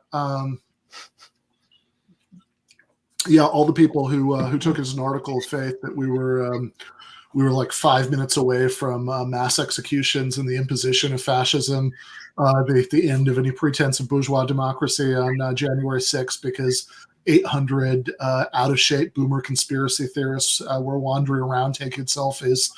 I mean, it wasn't the greatest attack on our democracy since the Civil War. The Republic almost fell. What can I say? We came very close to the Republic falling.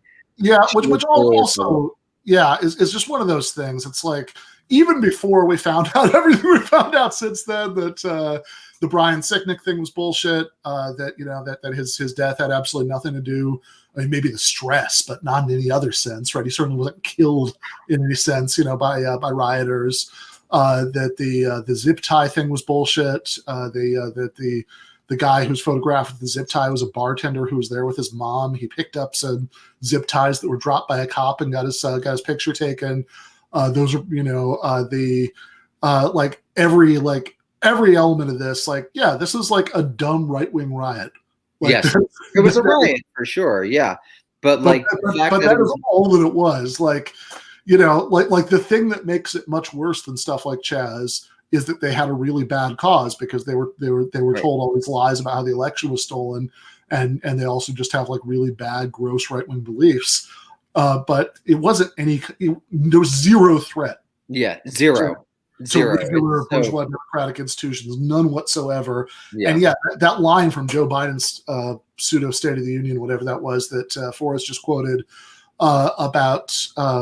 I say pseudo State of the Union because I understand for some reason it doesn't count as according to Hoyle State of the Union. I'm not quite sure how that works, but doesn't matter. But that line from Biden's State of the Union that Forrest just quoted about how it was the worst attack on democracy since the Civil War. And it's like, okay, so you're talking about a one-day riot where some boomer QAnon freaks stormed around the Capitol, and then that was it. And they didn't even kill anybody. I don't know. I think that maybe the ghosts of Cheney, Shermer, and Goodwin, have something to say about whether there are worse attacks on democracy in the last 100 years than that. Absolutely. It was just absolutely ridiculous. And of course, in our memory hold world, everyone just moved on to the next thing. But I think that we shouldn't forget the absolute hysteria that defined November to March-ish, February-ish in our politics. Especially because it's still possible that we're going to get some bad new anti-terrorism laws over it. Right. So, anyway, really appreciate you stopping by, brother. I will see you for real in a couple of weeks. Bye, guys. All right, bye. I mean, I think the funniest part about the State of the Union thing is that he both said that it was the worst attack on our democracy since the Civil War, but in the context of saying, 100 days later, we're on the mend and, things are fixed. And look at that. If something's the biggest attack on our democracy since the Civil War, you'd think it would take, more than 100 days to fucking.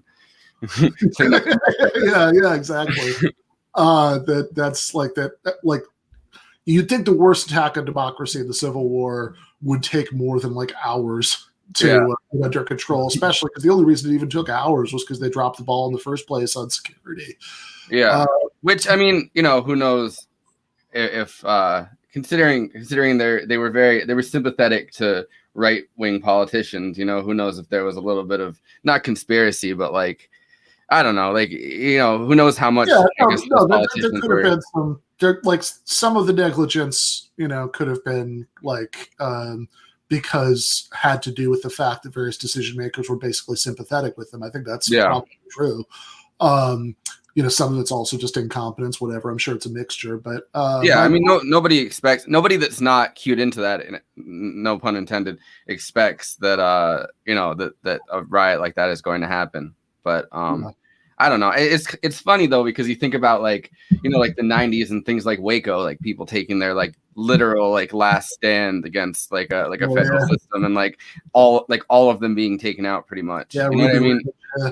And then like with this Capitol riot, like they literally stormed the Capitol and everyone's, I mean, like, a couple people died, but it's not like a real last stand moment. Like they just got in there and they're looking around. They're like, all right, well, we're in here. Like, granted, it was also contrary to some initial reports. I don't think, that like there were very like, I think there's like one person, like maybe this is out of date. Maybe my information a couple weeks out of date, but like some of the initial reports made it sound like everybody had guns, and I think that's actually mostly not true. Yeah. Which also goes to the point about the security failure, because it should have been super easy to stop this. It's like we're not even talking about very many people. So I mean, whatever else it was, like it was certainly at best a fuck up. But no, I don't think it was the most significant attack on democracy since the Civil War. That's insane. I just finished Nixon Land the other night. Like going through like the entirety of like the late 60s and 70s. Finally finished, because I started it in January and took a break because we started doing this and everything. But just all of the times that things were fucking firebombed, like, you know what I mean? Like in that context, and like, people were literally like, we were jailed for these protests and like different actual riots that happened. Like, I don't know, it's just crazy. Like after reading that, and then it's like watching the Joe Biden speech, and he's like, the worst attack on our democracy since the Civil War. And it's like, we have, like, I feel like politicians have it's like, like something happens one day and then like our memories are shot, like collectively, like no, exactly. I mean, on purpose, but like still. So speaking of history, Michael asks how the Hitchens book is coming along. I'm cautiously optimistic. I don't want to commit to a timeline in public, since there are a lot of balls in the air right now. But I'm cautiously optimistic about that being finished, soonish. We will see. By the way, I just read a really good essay by Hitchens as part of research for that book about Karl Marx's work as a journalist for the New York Herald Tribune. It's in his book, arguably. So I'd recommend people check that out. It's interesting because it's even actually pretty late Hitchens after he'd gone bad on a lot of subjects, but like he still defended Karl Marx's kind of life and record in there. And it's a really interesting essay. He quotes some great stuff that Marx wrote about the Civil War, and how Marx was kind of like debunking a lot of the bullshit that was going around about how it wasn't really about slavery. And he has like a really great like Hitchensian line at the end about how when journalists congratulate each other about how they're writing the first draft of history, Karl Marx was possibly the only journalist for whom that was ever really true. So anyway, I'd recommend the essay. So we've actually got a few minutes before David Feldman comes on. So I wonder. Oh God, he's gonna rip apart your book. Yeah, you invited David Feldman for you invite him for a positive thing, and he flips it into the old lefty from way back. Yeah.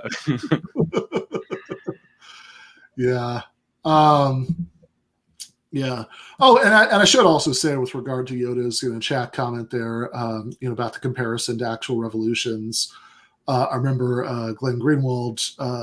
When we talked to him, time's a flat circle. It all blurs together. A couple weeks ago, whenever that was, the beginning of the month, I want to say. Yeah, that sounds right. Yeah, because it was like right after we'd gone on break, I think. But anyway, that in that interview, Glenn said that like people on the Brazilian far right, like, which in Brazil that's just the right, like we can leave out the far. They like will actually kind of mock January 6th, because they think it was pathetic. And so like what he was raising was like the real danger in Brazil if Lula wins this time isn't so much like a classical kind of Latin American military coup. It's more like January 6th, but for real. Yeah. And like looking at that as the opportunity for a coup and saying, like this is something that we can do, like we're kind of empowered to do even more so now. Because look at happened in the U.S. like we can do it here, which I mean that is probably the biggest lasting legacy I'd say of the Trump era of itself is going to be it seems like it's starting to fade away now, but like the global, I don't want to say populist right, but like authoritarian / populist right, like like all those governments that came into power on Trump's like sort of on Trump's coattails, you know what I mean? Like taking advantage of Trump and Brexit and, all of these different kind of right-wing catalyzing moments, I guess, throughout the world. I think it's probably going to be Trump's legacy more than anything that happened here. Yeah, no, I could see that just sort of inspiring like really ugly right-wing movements in other countries. Yeah. And Constance makes a great point. Kent State, I think that like the actually having like security forces, the National Guard shooting at unarmed protesters seems like a bigger assault on democracy. Which by the way, my mom actually went to high school with a girl who was shot at Kent State, Sandra Scheuer, who wasn't even participating in the protest. She was just like a bystander, she was. No, like, they just shot into the wind, right? Like it was kind of like it was an intimidation move, which is the terrifying thing more than anything. Like it wasn't like obviously they had gotten pushed into a certain corner and like were reactive, but like they were retreating when they turned around and shot everybody at Kent State, and it was kind of just into the crowd of, and which is when it's like a student civilian crowd, like is just you're just murdering American citizens, which you would be anyway, but like what I mean, like that's the horrifying, like media wise, that's the horrifying part of it. No, exactly. So I think that's like, and by the way, I mean, like I think it's an important example because at least in the United States context, most liberals at least can understand why Kent State was so horrifying. But then like when, Palestinians are shot by the IDF and it's the same pretexts, that were used for Kent State, that's like, oh, somebody was throwing a rock, so that makes it okay to use live ammunition, like on a crowd of, 40 people. Yeah. Like then I think oftentimes, there's more than a little bit of a double standard about that. Well, those are Palestinians. These, Kent State was American. So I don't know. I feel like even the the smarter liberals fall into that trap pretty fucking quickly. Yeah. Yeah. No, I think so. I think it's very different. Very different standards. Let me just actually. Sorry, we're getting a little bit of feedback. I don't know what's going on there, but I guess not. I guess we aren't anymore. So whatever. Forrest, do you know how to set somebody as a moderator? For the I mean, let me see. I think I could do it. I think I could do it in YouTube. I'll do that. I'll try to do that while you talk to David. Okay. All right. Fair enough. Because Autumn Leaves, who I've seen in other channels do this well, has generously volunteered for that. So David Feldman actually looks like he got up from his computer. So I'm going to waste time for a minute. Oh, he's not getting ready for a sneak attack? He might be getting ready for a sneak attack, but right now there doesn't seem to be anybody in his chair. So so maybe he got up to to sharpen his weapons. Okay, nope, he's getting back down. He's sitting down. I see him. All right, let's bring on David Feldman, who is discussed in the book. There's part of the first chapter where I talk about him. He also blurbs the. Oh, you're muted, David. Let me see if I can unmute you. Are we on? Yes, we are. I can't hear you though. I apologize. Can you hear me? I can hear you. Yes, but I can't hear you. I'm sorry. Yeah. Let me see. Hold on. Let's test something. Why is life so difficult? Forrest, unmute yourself and say something. See if David can hear you. All right. Can you hear me? Now I can hear you. Okay. Can you hear me? But can you hear Ben? I can hear Ben. I can't hear Ben, but I can hear Forrest. That is very strange. Huh. Let's take Forrest back off and see if you can hear me now. So I heard Forrest, but let me just see. This is if this is a bit, I really respect the dedication that you're putting into it. Like this is some Andy Kaufman stuff right here. All right, I guess it's not. Could it be that one of your headphones is out and maybe like my side of it is working and Ben's side of it isn't? I don't know if that's a thing that necessarily happens. But you hear him, right? Yeah. No, I hear Ben. That's really strange. I've never heard of that happening. All right. Why don't I log on again? Sure. Sounds good. Sounds good. We'll try that. Okay. Sorry about that. No problem. All right. I'm coming back. Sorry. All right.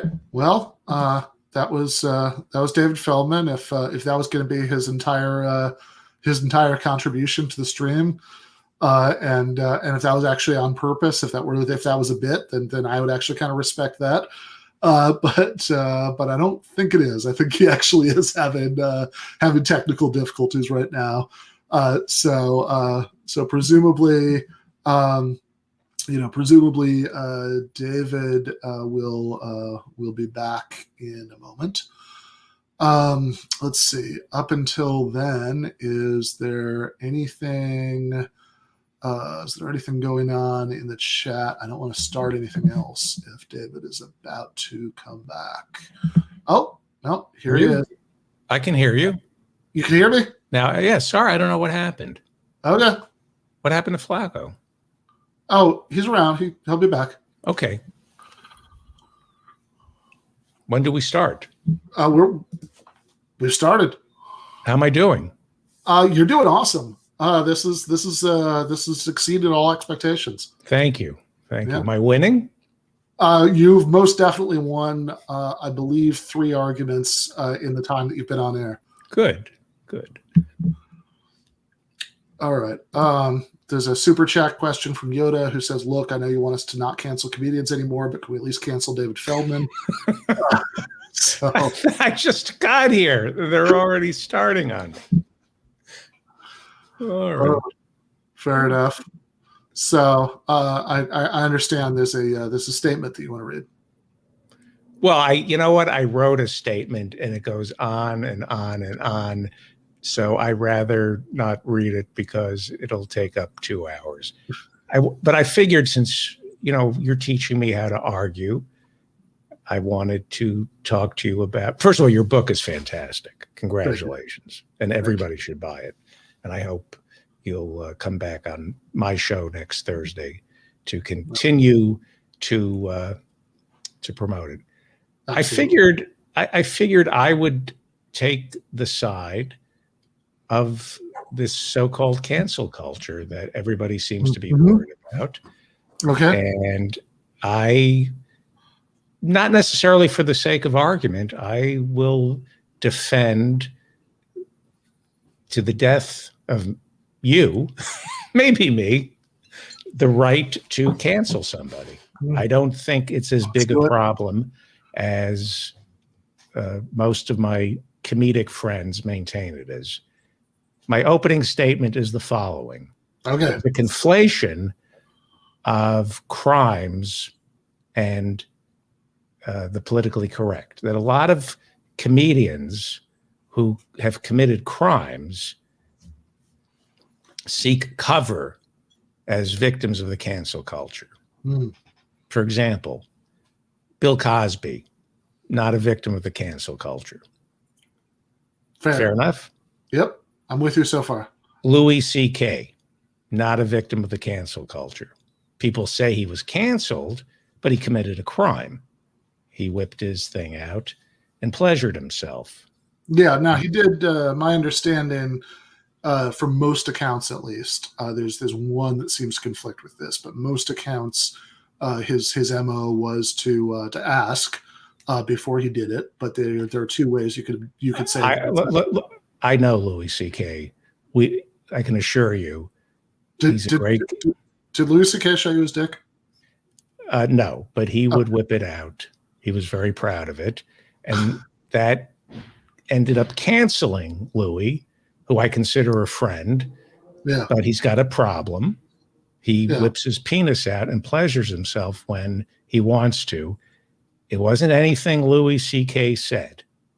He was not canceled for something he said, but through the mists of time, he becomes a victim of the cancel culture, the same way Al Franken has positioned himself as a victim of the cancel culture, when in fact there are 14 women that we know of who say that Al Franken inappropriately touched them, inappropriately stood in the doorway and blocked it, and then forcibly kissed them.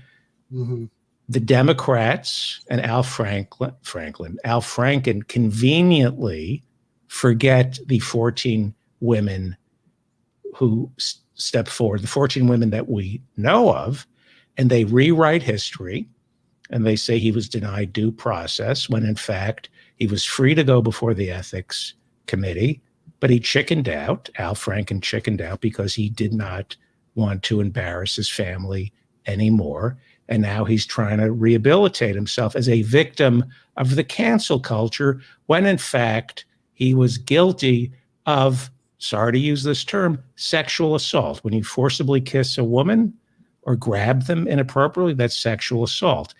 I have a problem with the conflation of comedians claiming they're being canceled when they're not getting hired because they've committed a crime. Like Woody Allen is not a victim of the cancel culture. He raped his daughter. Well, I mean, actually, I think in Woody Allen's case, we have a lot of he said, she said, including from different children who go back and forth and make wildly different and incompatible claims about wildly different and incompatible memories. We have you're shaking your head, but shaking your head doesn't actually make what I'm saying not true. No, I didn't come on this show. Well, I did come on the show actually to argue. This is the only place I can come where I can't say I didn't come on the show to argue. I come on the. By the way, I'm keeping score. And I'm winning. I just want you to know that. Okay. Well, fair enough. So I think there are a couple. Different. But I cannot allow you to misrepresent the facts about Woody Allen. I mean, he was my hero. The facts are not agreed on. That they have that there are, there was a actual investigation at the time. There are multiple judges who've come down on this. There are again. Different children who've gone back and forth in battling essays about what they remember and what they claim and don't claim. So my position, just for the record, is that if you're not actually part of the extended Alan Farrow social circle, then you probably can't know what's true. I hate to say this because it's. But did you see the HBO documentary? I haven't seen the HBO documentary. I think I know the line that was taken in the HBO documentary. I think I've also seen some of the criticisms of the HBO documentary, and I think again that there certainly what Moses, Pharaoh said. I think, I think that the HBO documentary probably, from what I understand about it, is, I think is probably a fairly tightly done, right? Probably fairly compelling case for one particular side of, of the, these disputes about the, about the facts. I think that if we had battling documentaries, I don't know what people would think. Well, just for the record. Yeah. And by the way, Woody Allen, it pains me to say this because he's my hero. Yeah. The prosecutor, the Connecticut prosecutor, came on and said, there's no question that I could have gotten a guilty verdict, but I did not want to put Dylan Farrow through this. And he came on. Yeah, that's also a prosecutor. In no other context would you take a prosecutor saying something like that as definitive. In every other context, you would say, okay, well, a prosecutor says that, you take that with, with quite a bit of, with quite a bit of salt, that they have, that, the prosecutor thinks the person's guilty. The prosecutor thinks that if they'd just done this or that, they would have gotten the conviction. That's fair. That's fair. They interviewed the examiner from Child Protect. They interviewed the examiner for Child Protective Services from New York, who said they wanted to press charges, and he ended up quitting his job because the city cracked down, put the hammer down. And the judge, if you read the actual custody transcripts. Yeah, the judge expressed ambivalence. They said that no, the judge. I'm sorry, I've read this, and you're just wrong about this. The judge did express ambivalence. So the original investigation by the team from Yale New Haven, hospital team, cleared him. They said that it was definitely not true. And they destroyed all the evidence, and they had been co-opted.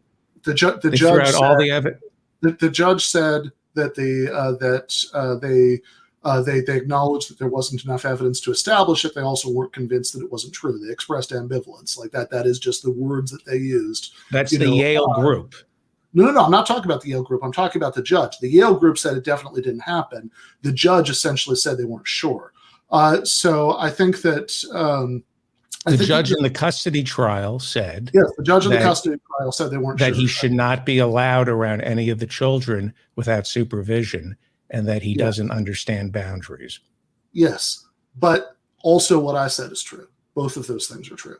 They have a and he also said that Mia Farrow made a mistake in not understanding who Woody Allen really was when she introduced him to the family. In other words, if you read the transcripts of the custody trial, he said that Mia Farrow should have seen the warning signs of a predator.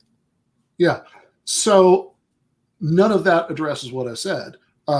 So what I said is on the actual specific allegations that the Yale New Haven team said not true. The judge said not sure. We have wildly conflicting statements from different witnesses, and if the question is Woody Allen a model human being who everybody should introduce to their children? Probably not. If the question is, can we actually pronounce with any certainty whether this happened or not? Then I would say no. I don't think we can, and I think that, and in that case, I think maybe it doesn't matter very much. I do think that there is. So I would, I'd make a couple of quick distinctions. We don't want to carry on this very long because. Want to get okay. Get David. I don't know why you have to bring up why did you bring up my limp? What does my limp have to do with any of it? Just cruelty. Okay, I thought you were better than that. Did you bring in my mother at this time? I don't know. Definitely not better than that. Go ahead. Go ahead. Yeah. So I make a couple of distinctions. I think that one of them is that.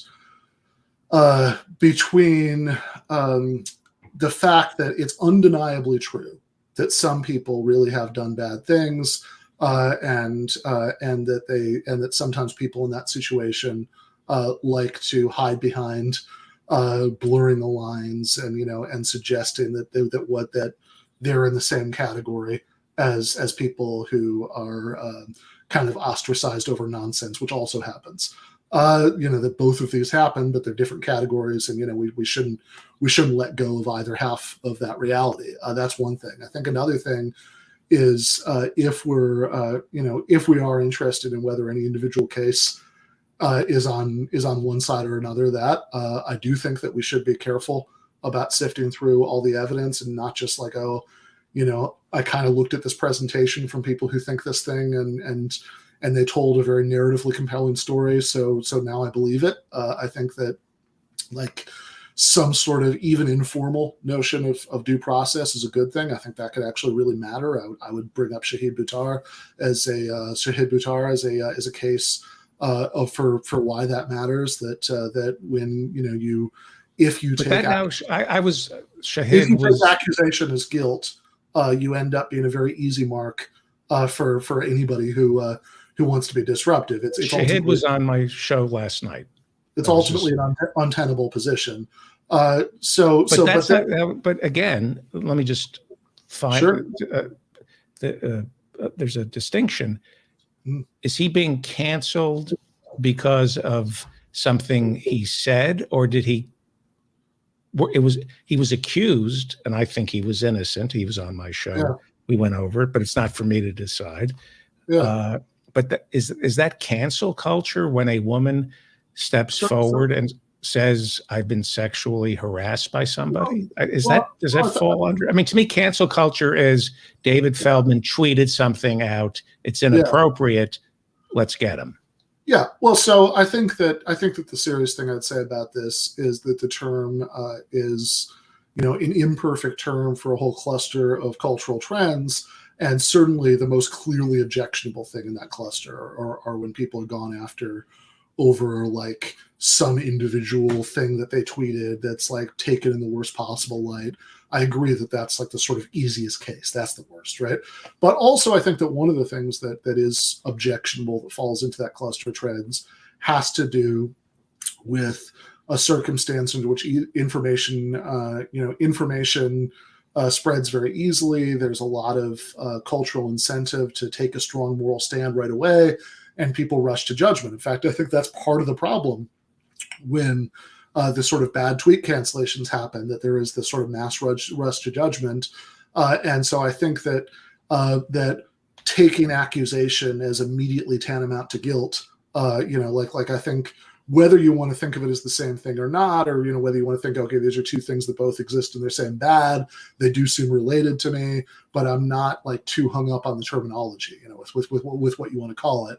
I do think it's bad, and I do think it's objectionable. The last point, that I make about this is that I think that I think that the focus on moral evaluation of individuals is a problem in itself. That there's this sort of pseudo politics of, I think that this person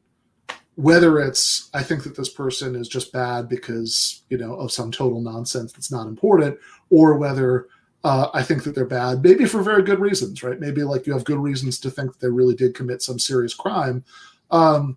Therefore, I am going to take some sort of stand by just not consuming their cultural output or whatever.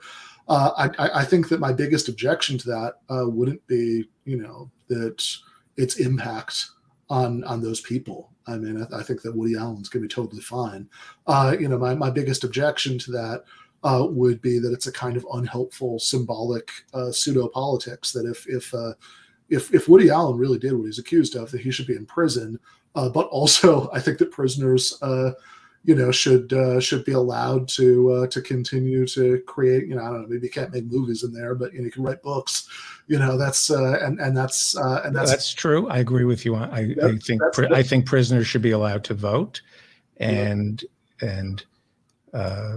40% of our prisoners are paid something like $1 a day to work for Boeing, Visa.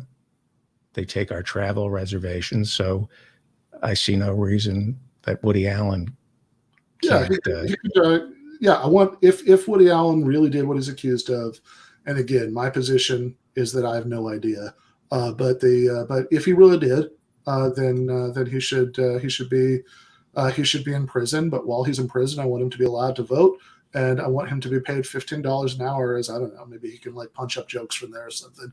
But in any case, and it speaks volumes to the problem with our criminal justice system, because we have to have these kangaroo courts because of all the rape kits that are untested, because rich and powerful men like Harvey Weinstein or Woody Allen, or Les Moonves, can work the system. It's very hard to arrest a rich and powerful white man.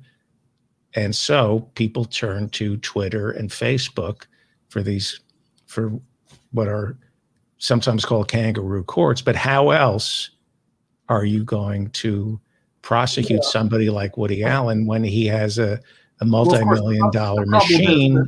The question isn't how else, because this isn't a way of doing that, right? This doesn't have that effect. It did with Harvey Weinstein. It did with Bill Cosby. It did with Epstein. There was. So you think Epstein was was arrested because of Twitter? No, but I do think that because of journalism and a public outcry, I think that with Harvey Weinstein, that there was it was so loud. Is it Rose? I forgot the name. Is it Rose Byrne? I forgot the actress. But there were some women who took. I'm sorry, Rose McGowan. Yeah. Yep. Who took to Twitter and publicly shamed the prosecutors for not pursuing Harvey Weinstein. I mean, this guy had to rape. How many women did Bill Cosby have to rape before the prosecutors in Pennsylvania finally got off their ass? Well, New York Magazine had that famous cover. I mean, there was. Yeah, I think that the question to my mind is what's the solution? If the solution that we're looking for is, actually, I don't, the criminal justice system is more than harsh enough. It should be considerably less harsh. But what we really need to do is to do something on an economic level, because once you have people who have the kind of economic power that somebody like Harvey Weinstein has, that's going to give them a way to have different standards, applied to them to escape punishment for things that other people will be punished for, and also, by the way, puts them in the position to commit those abuses in the first place. I'm much more skeptical, and I know this is always the move. It's like, oh, wait a second. So are you saying it's not okay to yell at Bill Cosby on the internet? Sure, yell at Bill Cosby on the internet, although I don't think that'll do any good. But do that. But the question is, what counts as a structural solution? And also, if we don't just restrict ourselves to the worst offenders, which is what like right wingers do when they defend mass incarceration, they only want to talk. Right wingers who are defending mass incarceration only want to talk about Jeffrey Dahmer, and I think that there's a danger of doing the equivalent for online canceling, only focusing on like the worst offenders who are like 0.001%. Right. Of what we're talking about. But I have bad news for me, which is that this is another argument that's been won by David Feldman. I just want to say one thing about. I believe we're up to I think 200 for David Feldman and 0 for me. Is that right? Yes. Okay. All right. In terms of speech, cancel culture, whether we like it or not, is putting numbers on the board in terms of getting people behind bars.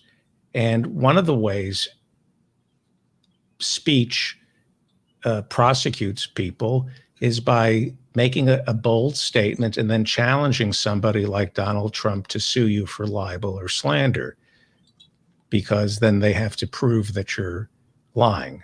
So I see what I'm not saying it's the tool of the legal justice system, but in a country that has a judicial system that is stacked against the 99%, where else do you go? The mafia? You go to the mob. You either go to the Twitter mob. I'm not defending the Twitter mob, but people who are looking for justice most likely are not going to find it from the police and the judges. They're owned by the oligarchs, so they turn to the mob traditionally. In this case, the social media mob. So I guess I don't really see what the what your conclusion is here. My conclusion is that the cancel culture is not the worst thing. It's not our biggest problem. And okay. Well, if that's your conclusion, then we could have ended 20 minutes ago, because I agree with that. And maybe it's a good thing, as Ari Fleischer said after 9/11, when Bill Maher, who said something that is true and got canceled for it, Ari Fleischer said, at a time like this, people should watch what they say. And that people said, oh, that's a chill on freedom of speech. Of course it was, because he was the press secretary for the president, and that's a First Amendment issue. But maybe comedians, I'm not talking about Bill Maher, I'm talking about comedians in general, should listen to what they say and watch what they say. Pay attention. Words matter. Here's my biggest problem with that. It doesn't work. What you're defending right now is 100% ineffective. Now, what you're defending earlier, when you said that sometimes people who've committed actual crimes are prosecuted because there's public attention that's put on that. Yeah, that's true, right? But if you're talking about policing speech, it doesn't work. It has absolutely zero positive effect. It massively backfires. It mostly just creates endless hours of material for hacky comedians. And to the extent that the left participates in it, it makes it much harder to achieve any of our more important objectives, because it makes us look like insufferable hall monitors who 99% of the people that we're trying to appeal to, of all races, all backgrounds, all genders, all sexualities, would cross the street to avoid. So that would be my counter case.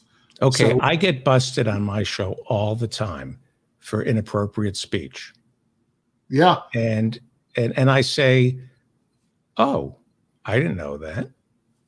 Well, if I didn't know. If everybody reacted that way, then maybe it wouldn't be a problem. But given that if you're in the business of trying to appeal to a vast number of people who mostly aren't going to react that way, who are mostly going to ignore what you have to say, if you seem like a ridiculous self-righteous scold, then I don't think it's going to be a good strategy. But maybe certain people should reevaluate their choice of words. For example, seasucker. The word seasucker. I'm not going to say it. We're talking about different. I'm not going to allow seasucker discourse on this show. What's wrong with you? I have no idea what that means, actually. I'm wearing a seasucker suit. I don't know, but it doesn't matter. I think we're talking about two different things, right? You are talking about how to morally evaluate individuals, right? So say if somebody objects to this, they're a bad person, and they shouldn't object to it because they shouldn't be a bad person. And what I'm arguing is that it is counterproductive to go after people in this way for achieving various more important goals. And the thing about that is that both of those could be true. Okay. Your linguistic gymnastics are mind-boggling. It all starts with the word. You can't have an idea without a word. Right? No, wrong. You can have ideas without words. I forget words all the time. I think we should pay attention to the words we use.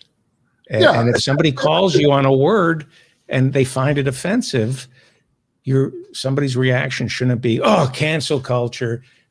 I've been called on, I accidentally referred to the mentally ill as crazy. Yeah. Now I'm allowed to use that term because I'm mentally ill and I'm crazy. Yeah, but somebody said 99.99% of people with mental illnesses aren't offended by the word crazy. And I think that if you pile social norms on social norms so much within your little bubble that you start ejecting the word crazy, I think that most people, regardless of whether they suffer from mental illnesses or not, will very quickly come to the conclusion that you're crazy, and it's going to make it much harder to convince them and organize them and mobilize them. But you don't think there's any virtue to tamping down the ferocity of like using the word crazy to define somebody as mentally ill? You don't think when somebody told me that, it was on my show, I went, okay, I'll pretend to understand what you're saying. No, I mean, I thought, oh, I didn't know that, so I'll change. Yeah. Shouldn't that be the reaction? Shouldn't you try to understand why a word is sometimes offensive? I think that if we're just talking about individual morality, I think that sometimes that should be the reaction. Sometimes it shouldn't. I certainly don't think that it should just go without saying in every context, but sometimes it should. But I'm not really very interested. Like, I think that the focus on individual morality is somewhat misguided, especially if you care about any sort of larger political strategy. So that would be my case. But I'm already embarrassed by how badly I've lost this argument. So do you want to? I thought you did okay. I mean, for a novice. No. I humiliated myself. Let's be honest. So. Are we going to continue this next week on your show? Yes, please. All right. Thank you. I love you. It's a great book. Congratulations. I would toast you, but I'm an alcoholic, and quite frankly, I was offended when you invited all of us to toast your book, because I'm an alcoholic American, and I felt marginalized and left out. All right. Well, I am going to be so frustratingly obtuse about not getting your argument next week that you're going to start drinking again. I just want to warn you about that in advance. Thank you, David. Love you, brother. Buy the book. All right. I thought that was going to be over a lot sooner than it was, but it was interesting. So I'm not sorry, except that I am sorry that I made David Griscom wait. So that's the only part I'm sorry about. How you doing, David? I'm good, man. Nothing to be sorry about. I was just over here catching, the very good news that Bob Baffert, the pride of Arizona, has won another Kentucky Derby with Medina Spirit, smashing the upstarts from Brown University. And their little boy. So I'm in a good spirits, man. I'm in even better spirits, though, being able to hang out with you and celebrate the launch of your new book, brother. Yeah, thank you. Oh, shit. I'm going to, I almost forgot myself here. There is a rule on this channel that was about to violate. Yeah. Well, cheers, man. Much appreciated. Thank you. How does it feel? I mean, now that you're rolling in dough, you've made your millions, it's time for you to just, to admit to everybody that you have left the left. Yeah, that's right. It's your big cash out on the way out. And now you're going to be joining our friends, Prager and Adam Carolla on their next cancel culture documentary. Yeah. No, I'm excited about working with David and Adam. They're great guys. I think David in particular, I just enjoy him because Dave Rubin, I think the single biggest thing you would need to say about him is that he's like really intellectually stimulating company. I mean, there's just a barrage of insight there. That's just a mind that never stops working. Well, in a world when, everything is seeming like it's more and more about buzzwords and figure out what team that you're on, it's very exciting to see somebody who is willing to just sit down with folks and have conversations about ideas. Yeah, high level. High level ones is for sure too. But honestly, man, in all seriousness, I'm very, very thrilled that this book is out.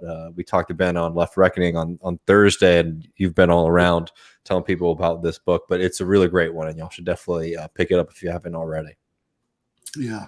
I really appreciate that. I really enjoyed that conversation, and also I should say not just the conversation about the book, but I ended up coming back on the post game and we shot the shit about Cuba and other subjects for like well over an hour, and that was fun too. No, it definitely was. I mean, we really needed it too. I mean, I love hanging out with Matt, but it's nice to sort of spice it up a little bit too. And to have you on there, like the good old days. No, exactly. I was going to say. I mean, used to see you guys every single week. So. So yeah, that was good. But and of course we like also so we're seeing you here every week for a while, but you actually you made your long threatened return to Texas, and you actually have a life outside of the apartment and staring at the computer now. It's actually it's pretty nice. I have big plans for today, but almost all of Austin right now is underwater. We've had a pretty intense rainstorm, so I've been out, dealing with that. But yeah, no, a little bit more responsibilities. I got a bunch of kois. I have a big koi pond in my backyard now that I have to take care of and garden and things like that. A lot more expansive of a life than in Brooklyn, especially during the pandemic when you're just sort of watching the world move around you. Yeah, fair enough. Yeah, no, I really, but anyway, it is always really good to see you, and we, and we do need to, even though I am actually happy that you're not living the life you were in pandemic Brooklyn, we do need to arrange a way to semi-regularly talk to you about country music again, because that was a lot of fun. No, absolutely, man. I've been actually doing these deep dives into Billy Joe Shaver. I don't know if you remember when we covered him on GTAA, but the videos you can see on YouTube of him performing are just something else. He's really not only is his music good and his lyrics are fun, but he's such a performer. And as somebody who spends a lot of time in front of the camera right now, I'm trying to pick up some of those little shaky mannerisms and things like that. Yes. So definitely would be happy to do a deep dive on Billy Joe Shaver sometime in the future. Yeah, let's do that for sure. Thank you, Andre, for the super chat. Yeah, I think so eventually, but I just don't even want to tempt fate by making any speculation about the timeline. This stuff happens incredibly slowly, and I mean, people. I mean, I know, look, lots of people are frustrated because, like, this book that came out today, I've been promoting for approximately the last 20 years. Publishing takes a long ass time, is the point. There's a bit in the book where you talk about the Trump administration. I know. Like, out of fears the Trump administration is going to do something, it's like, oh man, I forgot that was. Yeah. Remember when Donald Trump was president? Yeah, exactly. Well, on audiobook stuff, y'all also need to pick up the Matt Lex system. I don't know if he's ever shown this to you before, Brand. Are you familiar with this? Oh, the sped up audiobooks? No, the sped up stuff is one thing, but he uses this computer voice. He has this text to speech software. So every book is an audiobook for Matt, but it's read to him in this horrible computer voice I can't do a good impersonation, but you know what I'm talking about, that old school computer readout, and that's how he does most of his reading these days. So if you need the audio book, it's already there. Just hit up Matt for the Matt Leck high level idea system. Yeah, fair enough. Yeah, looking forward to that. And yeah, I mean, I guess.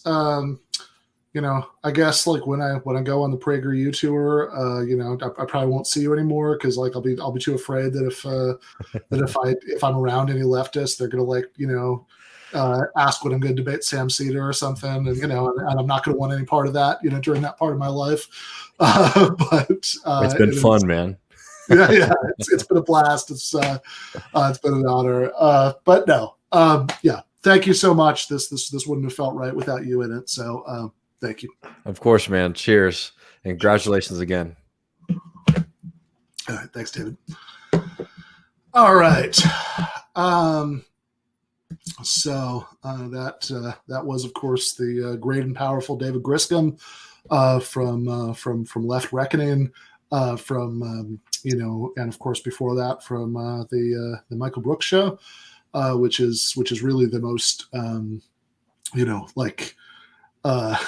the thing that's the nastiest reminder of how long the book took to come out. That the final copy edits were turned in early July last year, which is the last chance to change anything. So it's full of present tense references to Michael in the show. But it certainly, like I said on Twitter earlier, it certainly would have been dedicated to him if the final copy edits had happened a few weeks later. Yeah, that's a crazy timeline. It just, I don't know. It feels like the shift to everything post Michael has been like both not as much time as you'd think, but also like a really long time. You know what I mean? Like it's taken, I guess, so much to like reorder, where everyone is going, and like, to wind down TMBS, obviously, when they decided to, and like to, like everybody kind of getting their own shows. And I don't know, just thinking that's like the time it takes to, I guess, copy edit a book, that timeline is crazy. It is, yeah. I mean that was like just at exactly the wrong time. I mean, he sent me his blurb on July 3rd, and that was like, I think, one of the last things to finalize everything, and then he passed on July 20th. So that's which is insane, and still, yeah. I mean, like you said, I mean, it sort of like simultaneously feels like it was 20 years ago and like it was last week, which is probably the combination it's gonna feel like for a while. But he's certainly all over the book, not just in the sense that he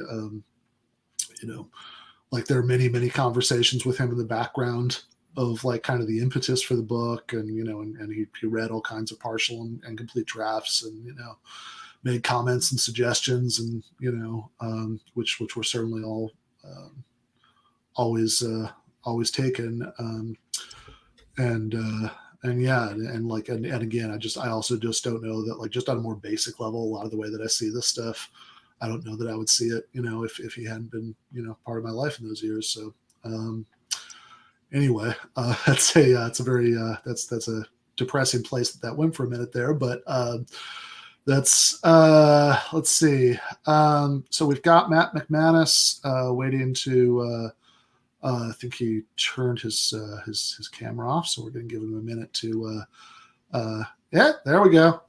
So we have Matt here. So Matt is is somebody who, if you don't know him, you're muted, by the way, Matt. If you don't know him, you probably have only just started to watch the show, so you we have such sights to show you.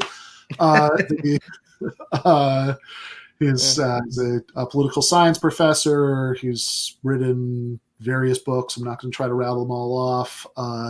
He's honestly, I forget sometimes, so don't worry. He is a increasingly common byline to see in Jacobin, which always makes me happy. So Matt, how are you doing? I'm doing really good, man. I'm excited for all that PragerU money that's coming your way. I'll say that. Yeah, no, it should be fucking awesome. I mean, they because like what I'm hoping is that even though in the book I say that I'm a radical socialist and I completely agree with all the political goals of the people I'm criticizing, and I just think that they're like being counterproductive. I'm hoping that Dennis Prager and Dave Rubin and all my other new friends will see through that, and they'll see that I'm actually saying I agree with them now, and I'll start getting all that money. That's the nice thing about facts and logic, right? They only point in one direction. You got to be a Republican. Yeah, but it's good. You'll be able to hang out with Ben Shapiro, Dave Rubin, Dennis. Soon enough you'll be here talking about Dragons of Chaos and why it is that the biggest existential threat to our civilization is student activists. So no, for sure. Yeah, Jordan. My new friend Jordan. That's gonna be exciting to hang with him. be it'll be like a little awkward. I remember somebody saying that that after Eminem got back together with his ex, it's like what was it going to be like when all of his old songs about her came on? Yeah, that's for sure. I'll be some of that same effect during my numerous hangouts with Jordan going forward. But it's like, I may have talked some shit about you in the past, but that's all then, now is now. Gotta put the best. Exactly. But congratulations though, man. I mean, I'm really excited for you. It fucking seems like we've been talking about this book and I've seen that cover forever. So I can't believe the day is actually here where you could physically go and get a copy of it. Yeah, exactly. Or at least you can in the US. There seems to be some sort of distribution delay in the UK, but you can here. And presumably you can in Canada. Hi. Hello. Good to see you. I'm breaking in to toast with my husband, of whom I'm very proud. Get that glass up here, Ben. All right. Congratulations. 1 sec. Fucking. Yeah, I apologize. Actually, I realized that when I went to the fridge, I didn't have any beer left in the house, which is really shocking. But it's because I drank it all yesterday. So that's my mistake. Amateur move there. That'll happen. Yeah, but no, it's good to see you guys. So, any plans for how you're going to be promoting the thing in the future? I mean, obviously you're going to go on PragerU, but I figure. Yeah. All right. See you, Ben. Besides that, right? Besides the inevitable PragerU appearance, so I've been, I've certainly been doing the, the podcast book tour. I've been around to, like Left Reckoning and Jacobin's, weekend show and talking to RJ Esco, places like that. It's funny actually. The only actual people who you could call on the right who I've talked to about it are people who I know because I've debated them in the past and will.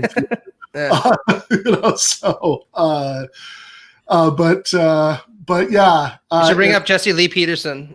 Oh yeah, for sure. Got to get Jesse in on this. Get the final word about whether this is a beta male book. But yeah, so I've done all that. I've also talked. Not all of this is related to book promotion. I mean, some of it's just other stuff. But in some of them, we've talked about the book. I've done stuff like talk to like university philosophy clubs and DSA and YDSA chapters. And I'll do more of that. I'm actually really I would love it. I mean, I guess I could do this now because I'm a fully vaccinated daywalker, but. Bug bastard. But I just don't know when places will be open again, so I can do like in-person events. I'd love to like if there was Red Emma's that work around bookstore in Baltimore, I'm always telling people to get it from, like if they're actually back to the point where they're doing in-person events, I'd love to go to Baltimore and I'd have a friend from grad school who lives there and we could hang out and I could do some sort of book event at Red Emma's. I don't know if that's too optimistic as far as the post-COVID timeline, but if there is a time when it would still sort of be relevant to promoting the book, when I could do that, I would certainly love to do it. Hey, you could think about coming up to Toronto to do it. I could organize a little something here. Yeah, I guess we're actually. Yes, that's kind of funny. For the longest time, Americans weren't allowed to visit Canada, because our COVID response was such a disaster. But I guess we probably are allowed to do that again now, huh? Yeah, it's starting to veer that way. So I think they said by June they're expecting everyone to get their first shot. We've been a little slower than you because we fucked up ourselves, right? But then they're expecting that most of the restrictions will be eased. And there are a lot of radical bookstores in the city that I'm sure would really love to have you. You can come and get yelled at by Toronto hipsters who are a whole grade above what you see in the United States. Yeah, fair enough. Those are the really artisanal northern hipsters. I would absolutely love to go to Toronto and do a book event at a radical bookstore in Toronto. If you could set that up, I'm there. I will do that. I could actually like if we do that this summer, before we have to go back to Georgia, I could actually like I'm in Michigan. I could drive there. That'd be fine. So so yeah, set it up and I'll do it. I'll be there. But yeah, buildit.com. Just remember, you know, my liver can take a beating, but I'm not sure it can quite take the beating that it did with you in Mexico, right? So we're gonna go for like a mid-tier beating, not quite, you know, Tyson, but some lesser boxer. You know? Yeah, yeah. There was a yeah, I did back in what was that? Like, 2019, I think. Yeah, it was like October 2019. Yeah. Matt was teaching at a university in Mexico, and he organized a conference in Mexico City at which I gave a presentation. You can see it on YouTube. The Zero Books put it up. It's called something like Using Logic and Ben Shapiro and Jordan Peterson, or some Doug Lane kind of title like that. Well, if you're listening, Doug, we love you. It's not a. Yeah, we love Doug very much. Doug should come on and toast the book. But in any case, yeah, well, definitely over the course of that weekend in Mexico City, you know, Matt and I had enough tequila and mezcal to like kill Charlie Sheen, and it was a good time. But my you know, as Dave Rubin says about high level ideas, I may still be in recovery mode from that, so probably can't quite replicate it now. No. I mean, it reminded me actually of a joke Robin Williams had. I think it was his Live on Broadway show where he was talking about how Jack Nicholson was the only dude who could outdrink Keith Richards. The kind of joke goes, you know, Richards is there at Jack's house. You know, Jack is with a line of cocaine and like all these girls, and Keith is just like, "Gotta go home, Jack." Jack's just like, "What's the fucking problem with you?" He's like, "No, it's over. It's done." That was literally how I felt that weekend in Mexico City, because I'm usually the last person who wants to call it quits. But Ben here, I was just like, "No, Ben, I'm going home. It's done. It's over. At least till tomorrow." Yet somehow you get to be Keith Richards in this analogy, so you still got the better one, even if you couldn't drink as much. So really? You didn't want to be Jack Nicholson? Come on, Jack Nicholson's awesome. No. Yeah. Well, actually, I also remember arguing about the Rolling Stones while we were there, so maybe that. I do remember that. Yeah. What was it again? Yeah, we had the Beatles Rolling Stones debate. That's just a classic, right? I mean, any rock fan, you got to go through that one. I remember also, though, we labeled all our favorite bands, and there was one of mine that you didn't like. I can't remember. Oh, yeah. What was it? Well, I said like my favorite bands were Joy Division, the Beatles, Nirvana, LCD Sound System. What was the other one? Neil Young. Well, certainly not Neil Young. I love Neil Young. Yeah, maybe. I don't know. You know, maybe you listed something else then, or perhaps Def Leppard. So, well, I kind of enjoyed Def Leppard. I don't know. Yeah. I don't really remember what I objected to at the time, but also See Above, Tequila, and Mezcal. It might not have been my most you know, well reasoned. So that could be an element in that also. But yeah, everybody. You persuaded my wife. You know, she sat there and she's like, "Yeah, you really should just drop talking about that." And I'm like, "Really? Come on." You know. Yeah. See, so Marion persuaded you so thoroughly that you now no longer even remember. You know, whatever this band was. So there you go. Also remember. Yeah. Also remember sitting with you and Marion probably, and Ernesto Vargas, and having a long conversation about Trotsky. Although we were talking about going down to the like Trotsky Museum in Mexico City, and we never actually made it. But someday maybe. Well, we got to see a lot of the downtown, but yeah, a lot of people don't remember this, but Trotsky, well, I guess probably in your channel they would know this, ended up spending a lot of time in Mexico when he was in exile, and that's where he finally got killed with the ice pick. But legend has it that he had a relationship with Frida, who some of you probably seen. She's a very famous Mexican painter. Yeah, Frida Kahlo, yeah. Yeah.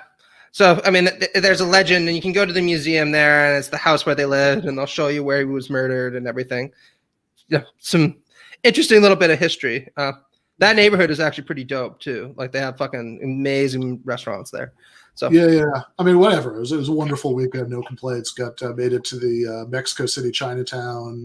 Did obviously many good good restaurants, and I don't know, probably some other stuff I don't remember. So there we go. But But yeah, so yeah, absolutely. So whenever you can set up, we're talking about. Looking forward to seeing you in Toronto. Everybody should everybody should read Matt's stuff.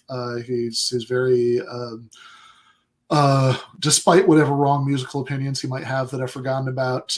He like I think in terms of people who are doing public philosophy from an engaged left-wing perspective that manages to be both argumentatively rigorous and clear and actually written in such a way that you enjoy reading it. I think that there are far too few people who are doing all of those things like Matt is. So thanks, yeah, buddy. Read Matt, and yep, I will see you soon.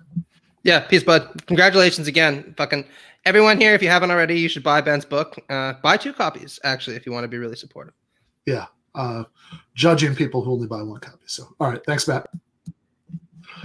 All right. That was Matt McManus. He's a co-host of the Plastic Pills podcast. He's written a bunch of stuff about postmodern conservatism. He's also somebody who again is writing increasingly more for Jacobin. So you can check out his stuff there. And if that wasn't enough Matt McManus for you, if you feel a burning need for more Matt McManus in your life as quickly as at all possible, you do not have to wait long, because Matt is going to be back on this channel tomorrow night. As part of our first season 2 Sunday night debate breakdown live stream. So it's going to be the main guests are going to be, or at least the guests who will be on the whole time are going to be Matt and Russell Sabriglia, who I sort of think of as Slavoj Žižek's American consigliere. And so for it, we're going to be breaking down Žižek's 2019 debate in Toronto with Jordan Peterson, because we just passed the 2-year anniversary of that while we're on break. It's a long debate, so we're going to break it up into 2 Sundays. But also, I don't want to bury the lead here, which is that for the first part of it, I think he's probably going to be on for about half an hour. We are going to have Slavoj Žižek. The man himself is going to be on. Now, unfortunately, that part can't be live for everybody because it is 6 hours ahead in Slovenia. So 8 at night when we're doing it would be 2 in the morning in Slovenia, and Žižek is not up for that. So we are going to be interviewing him. We're doing the half an hour with Žižek at 3 in the afternoon. But you can watch that live.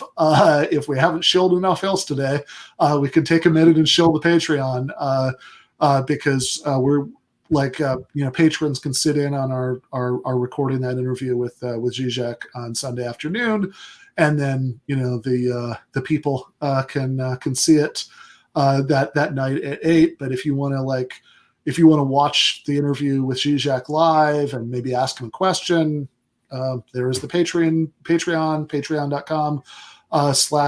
/ Ben Burgess. So you can join up there. And there's going, but we'll play that at the beginning of the live stream, probably, like I said, about half an hour or so. And then we'll do the live debate breakdown. Obviously, the debate is not live. The debate was 2 years ago, but the breakdown will be with Matt and Russ, and this is one that we've been planning on doing for as long as we've been doing this series, which is actually a while. It's been time goes by fast. This is going to be the 18th of these debate breakdowns. Yeah, I noticed that when I was looking through clips. I was like, oh shit! Like, I assumed it was less. Yeah. No, we've been doing it pretty consistently for a while. Loving Lane, thank you so much for the super chat. Says my copy came in yesterday, ready to dive in finally. Hopefully I could absorb your high level ideas after a few champagnes of beers. That's what for anybody who's come in the last couple hours, that's a callback. That's what that is what our friend Kale Brooks was drinking earlier, the Miller High Life, the champagne of beers. It is not required to drink the book. In fact, to drink the book, to read the book. In fact, whiskey is recommended, but that works too. And yes, Be Like Loving Lane, definitely one of the best human beings in the world since they have bought the book. Yeah. Yeah, we are still planning. I'm still gonna read an extract from the book at some point in the stream. But at this point, I think at the very least we should wait until Jason Miles, because Jason's coming on in just a few minutes. But we're not in a hurry here. We can hang out. Gloomy Cleric says Peterson literally thought he would do well against Zizek. I don't know what Peterson thought was going to happen, because like the objectively weird thing about that debate, I actually talk about this a little bit at the end of the book in the bonus essay,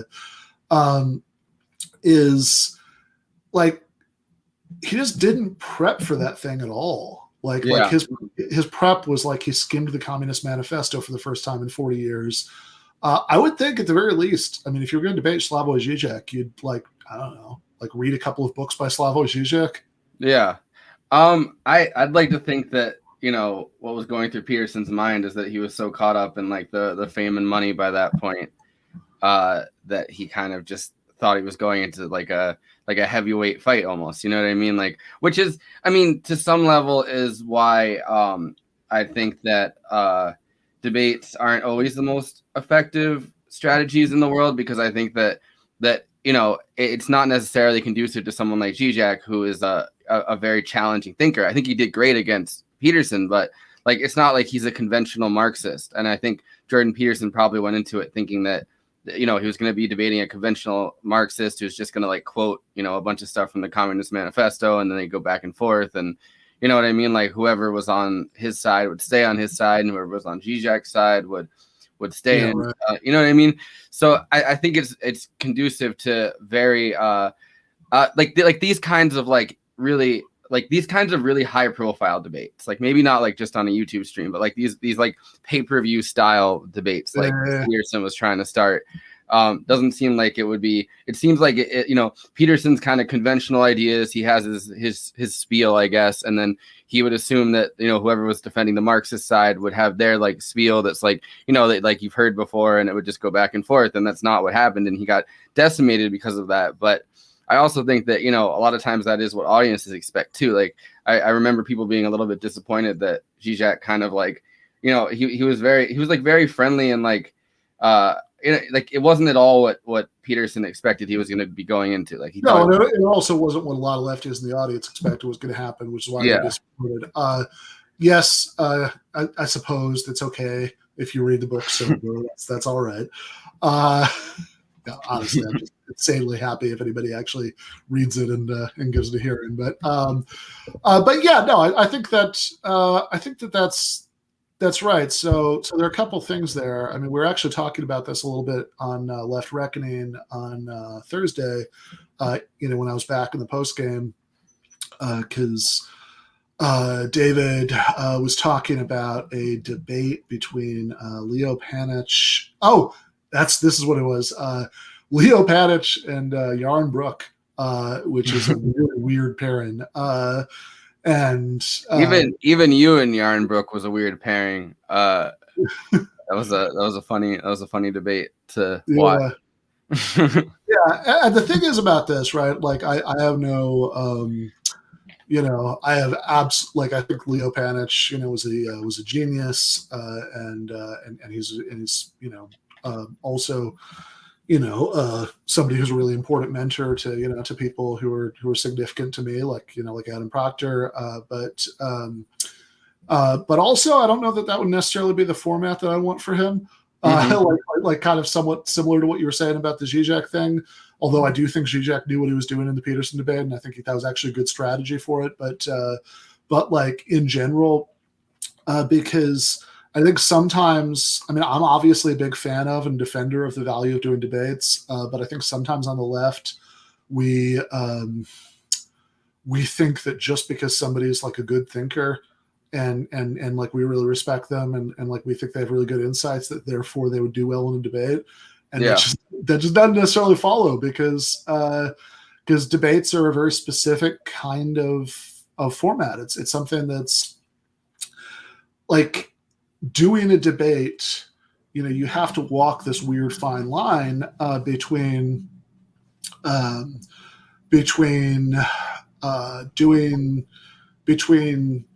like making like rigorous arguments that you want to making the distinctions that you think are important to make, while also understanding the format enough that you like you're just going to be compelling in that debate format, that you're going to be because like in a weird way, like, okay, like it's an exchange of ideas. You're one hopes when like if you're doing it well, you're making like good and compelling arguments, but there's also like an element of rhetorical pro wrestling to it, and if you don't kind of respect that element, then it's not going to go well. Like it's very easy for somebody who's like a lefty intellectual to get up there and start like making a lot of like really fine-grained, nuanced distinctions and caveats that are meaningful to them. And like to most people who are persuadable who watch it, it just seems like they're being evasive, they won't give a straight answer. And I'm not saying there's like a magic formula for like, here's exactly how much to, cater to that and how much not to. But I think that like sometimes, certainly in my case, I know I had to do a few of them before I like started to like have a sense of how to do it. Like I'm not going to claim that, it's done and, and there's no room for improvement yet, but I'm way better than I was when I started doing it, because it just takes some practice to get a sense of how that works, and to try to get a sense of what's going to play well in a debate, and to sort of try to one hopes do both, to both be like rhetorically compelling and seeming to be on topic and not like, and giving straight answers and stuff, but also making those important arguments and nuanced distinctions that you want to make, to try to balance them in some way. But the thing is, if you do, I think it's a really good format. Like it's actually incredibly valuable, because the people who are the most likely to be persuadable, like it's something they eat up. They love debates. Because it's just a more entertaining format for people to watch, than just watching one person lecturing at you, to see two people arguing. There's like a little bit of innate, like it's like there's an edge to that that people like, and it also kind of keeps everybody honest, because there's the other guy there to just actually tell you to your face, no, I don't know what you're talking about. That's not what I think. Yeah, I mean, listen, I think that they can be very useful. I think that maybe the Jordan Peterson style, like pay-per-view, like, like buy a ticket to like this high profile event. And like, I just don't necessarily think that, like more nuanced thinkers like Zizek, like aren't necessarily like the people that should be put into those formats. Like the same way that I feel about like Destiny and Richard Wolff, like that's not like a format that I think should have happened, just because I think that, the people that are going to watch Destiny debate are like Destiny fans. You know what I mean? And he's going to do 7 streams about how he won the debate actually, and here's why. And like anyone that was persuaded probably like persuade back again. And I don't know. I just think that I think that, it's good to debate. I don't think it's something you should cede to like, liberals and centrists and the right.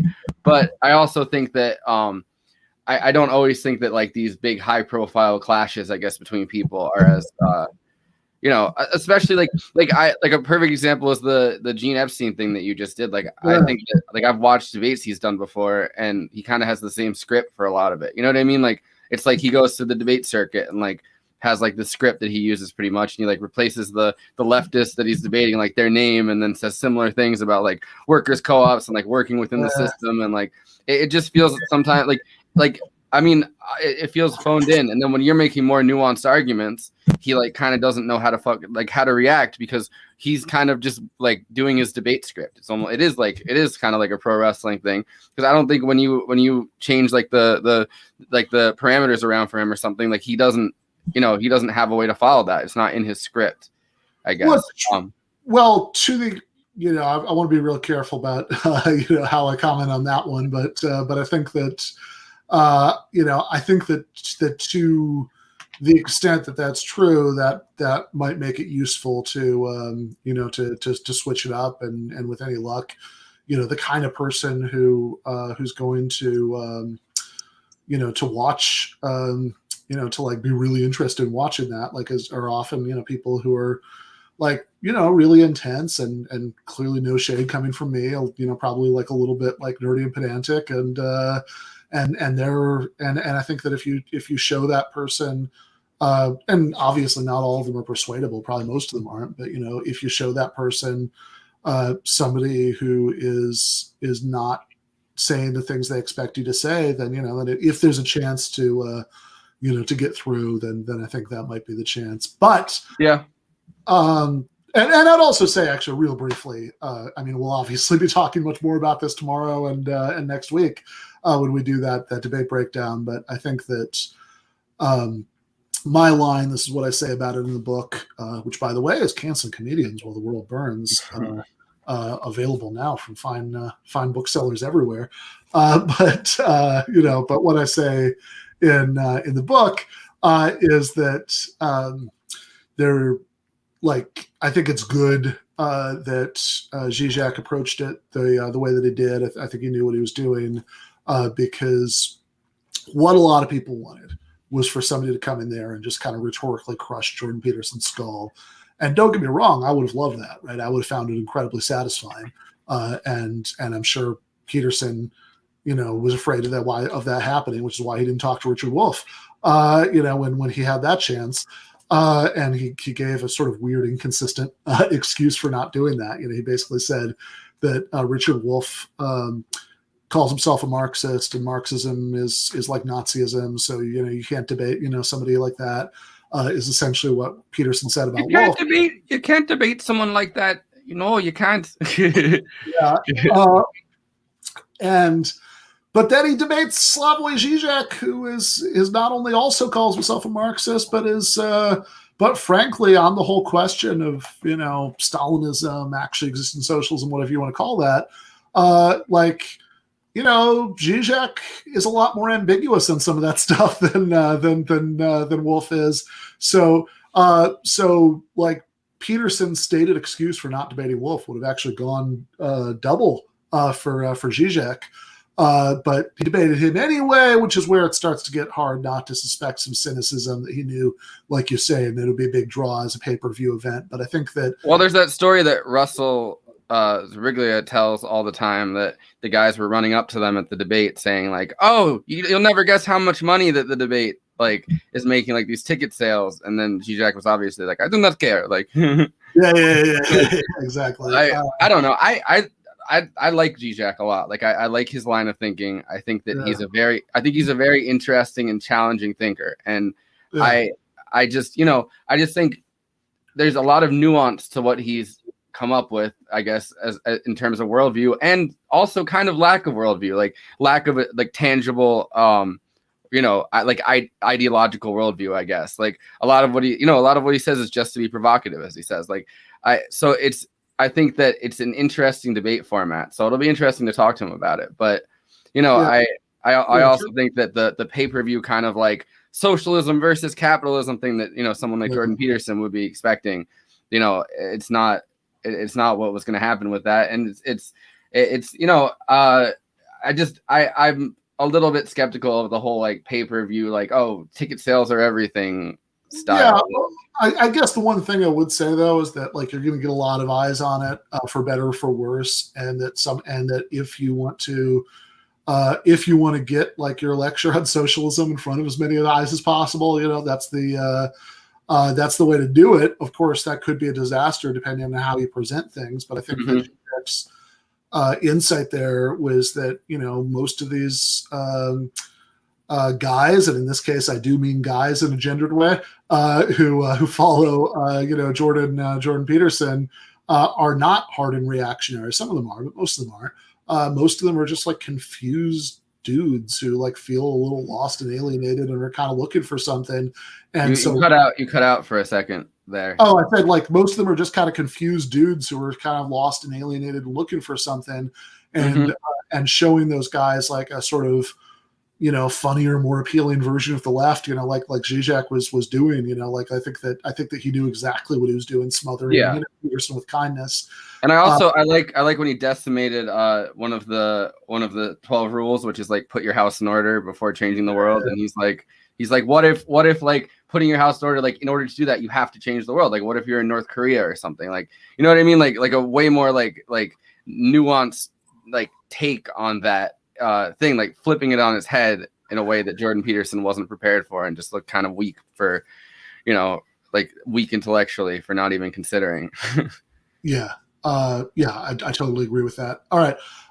This very long stream, so I'm gonna have to let's do the intermission music one more time. Then we're gonna bring on This is Revolution's Jason Miles, always one of my favorite people to talk to on here.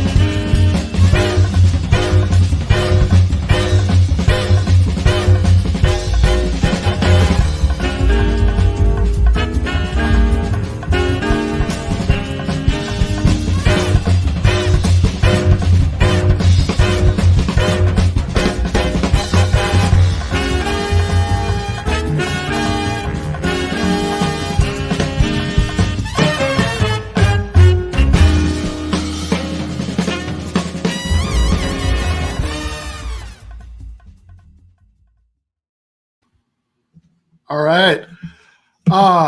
So we have actually going to very soon talk to both of our last two guests.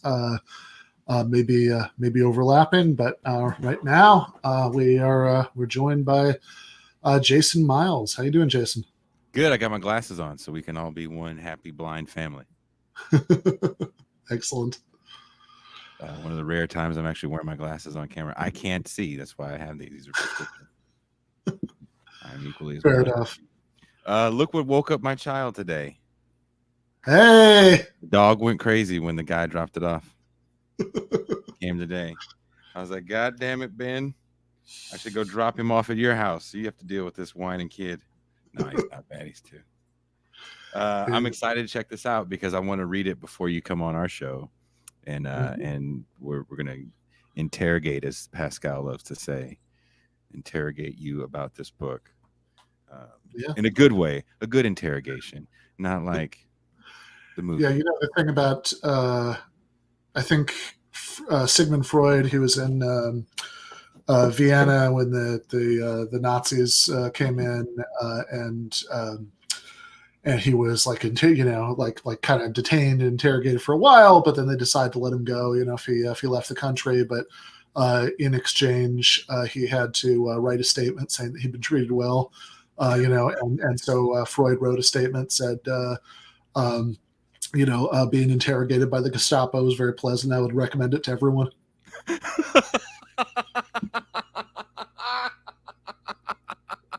I don't know if people would say that about Pascal when he gets. Fair enough. I can imagine. I mean, actually, this could be a new experience, because the times I've been on the show, I was only talking to you. I've interviewed Pascal, but I've never been interviewed by Pascal. I'm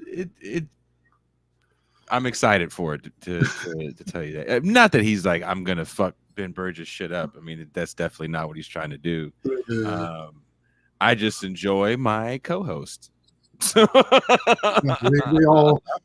we all enjoy Pascal. It's awesome to see him, go off and do his thing. And he's working on becoming part of the Zero Books family as well. Oh, nice. He's writing something. Mm-hmm. Okay. Mm-hmm. And that's why he won't be on the show Tuesday, because he's being you're lagging. Get that shit out. But I'm excited about this, man. You came on my show a year ago. Yeah, that's right. To talk about this. So the people listening to the show or watching the show, the first time I had Ben Burgess on the show, I think I had probably just finished his first book, Give Him an Argument. And Ben was very receptive to my messages on social media, which I appreciate. I still feel like I'm a nobody in the game, and he gave time to me and came on, and we laughed and we joked. It's a great show. It's back when I was doing an audio only podcast. So I should put the link to that up. But he was like, "Hey, I wrote this new book and it's coming out, and this is the title for it." And he definitely starts the show off actually kind of going into his Dave Chappelle thing that I just got. I'm not even trying to be funny. Right before I got on, the delivery guy really did come. So you were saying on the show that I think you start the book off with a Dave Chappelle anecdote, right? Or no? It's not like it's like within like 5 pages is a Dave Chappelle anecdote. It happens like right near the beginning. So yeah, so he describes that in the show, and I actually made a clip of it where I cut in some very funny images. I think it's fun. Yeah. Maybe after you get off, we'll play your Dave Chappelle the montage video that you made of me ranting about Dave Chappelle and then the other clips. So it's good stuff, and it was good to have a receptive audience for that. I mean, I've probably since then, actually, when was that exactly? Do you remember? I need to check those messages to see when that was. The show was called something different at the time. Yeah, that's right. I remember that. I named it after where I was living. Yeah. Oh, Jesus, man. I want to say last spring. Yeah, that sounds right. So I probably I might have maybe I had like a draft of it done then. Like we were talking about earlier, since as Pascal will learn, the gears of publishing Zero grind very slowly. So it's like 10 months from turning in final copy edits to the thing actually coming out. Uh-oh.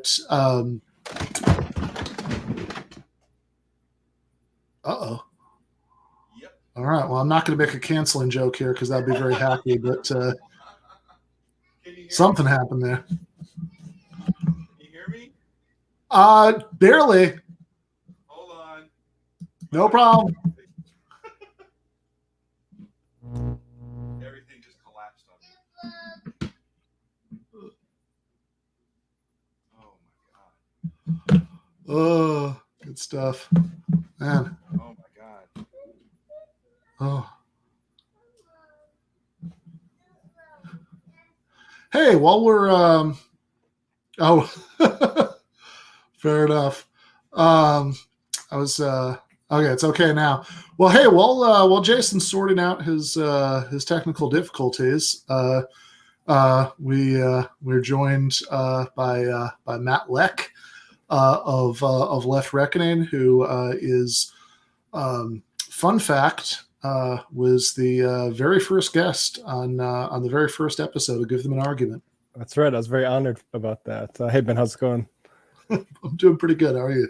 Not bad, not bad. Like you said, like I just was trying to set stuff, and my monitor went dark, and I thought like I'd unplugged everything, so I'd been checking and rechecking the cords, and I just accidentally hit the button. But and I also got the memo about the glasses, so I figured me, you, and Jason could have 6 eyes on this final section here.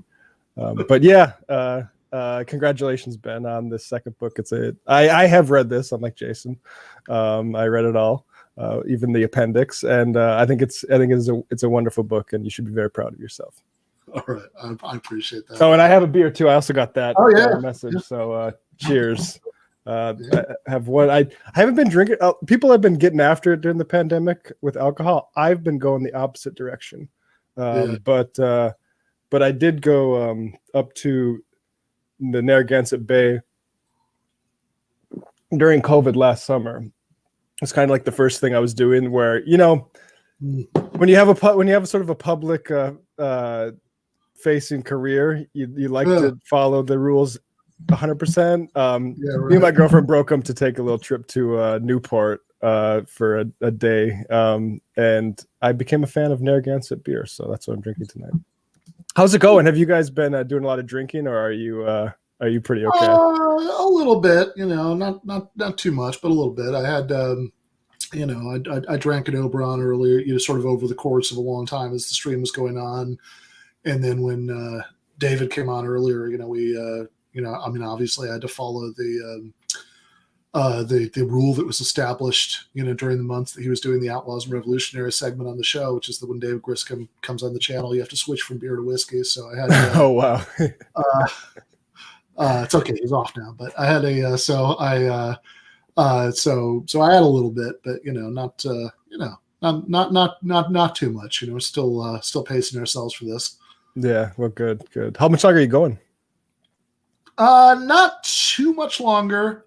So we're gonna do. I think after you and Jason, if Jason is ever able to rejoin us, I think I am finally gonna read a little extract I was gonna read earlier, and then if there are any further. Like if there are any last super chats, I'll kind of read them then, and then kind of play it by ear. Yeah. But probably won't be going too much further. It is funny. Gloomy Cleric, thank you for the super chat. Asks our Menthol's the next victim of cancel culture, whereas of course this would be a perfect example of the sort of thing I was complaining about at the beginning of the stream about like conservatives stretching the concept beyond all recognition. It's like, Mr. Potato Head is cancel culture, whatever. There's no actual, person being canceled, but somehow it's still cancel culture.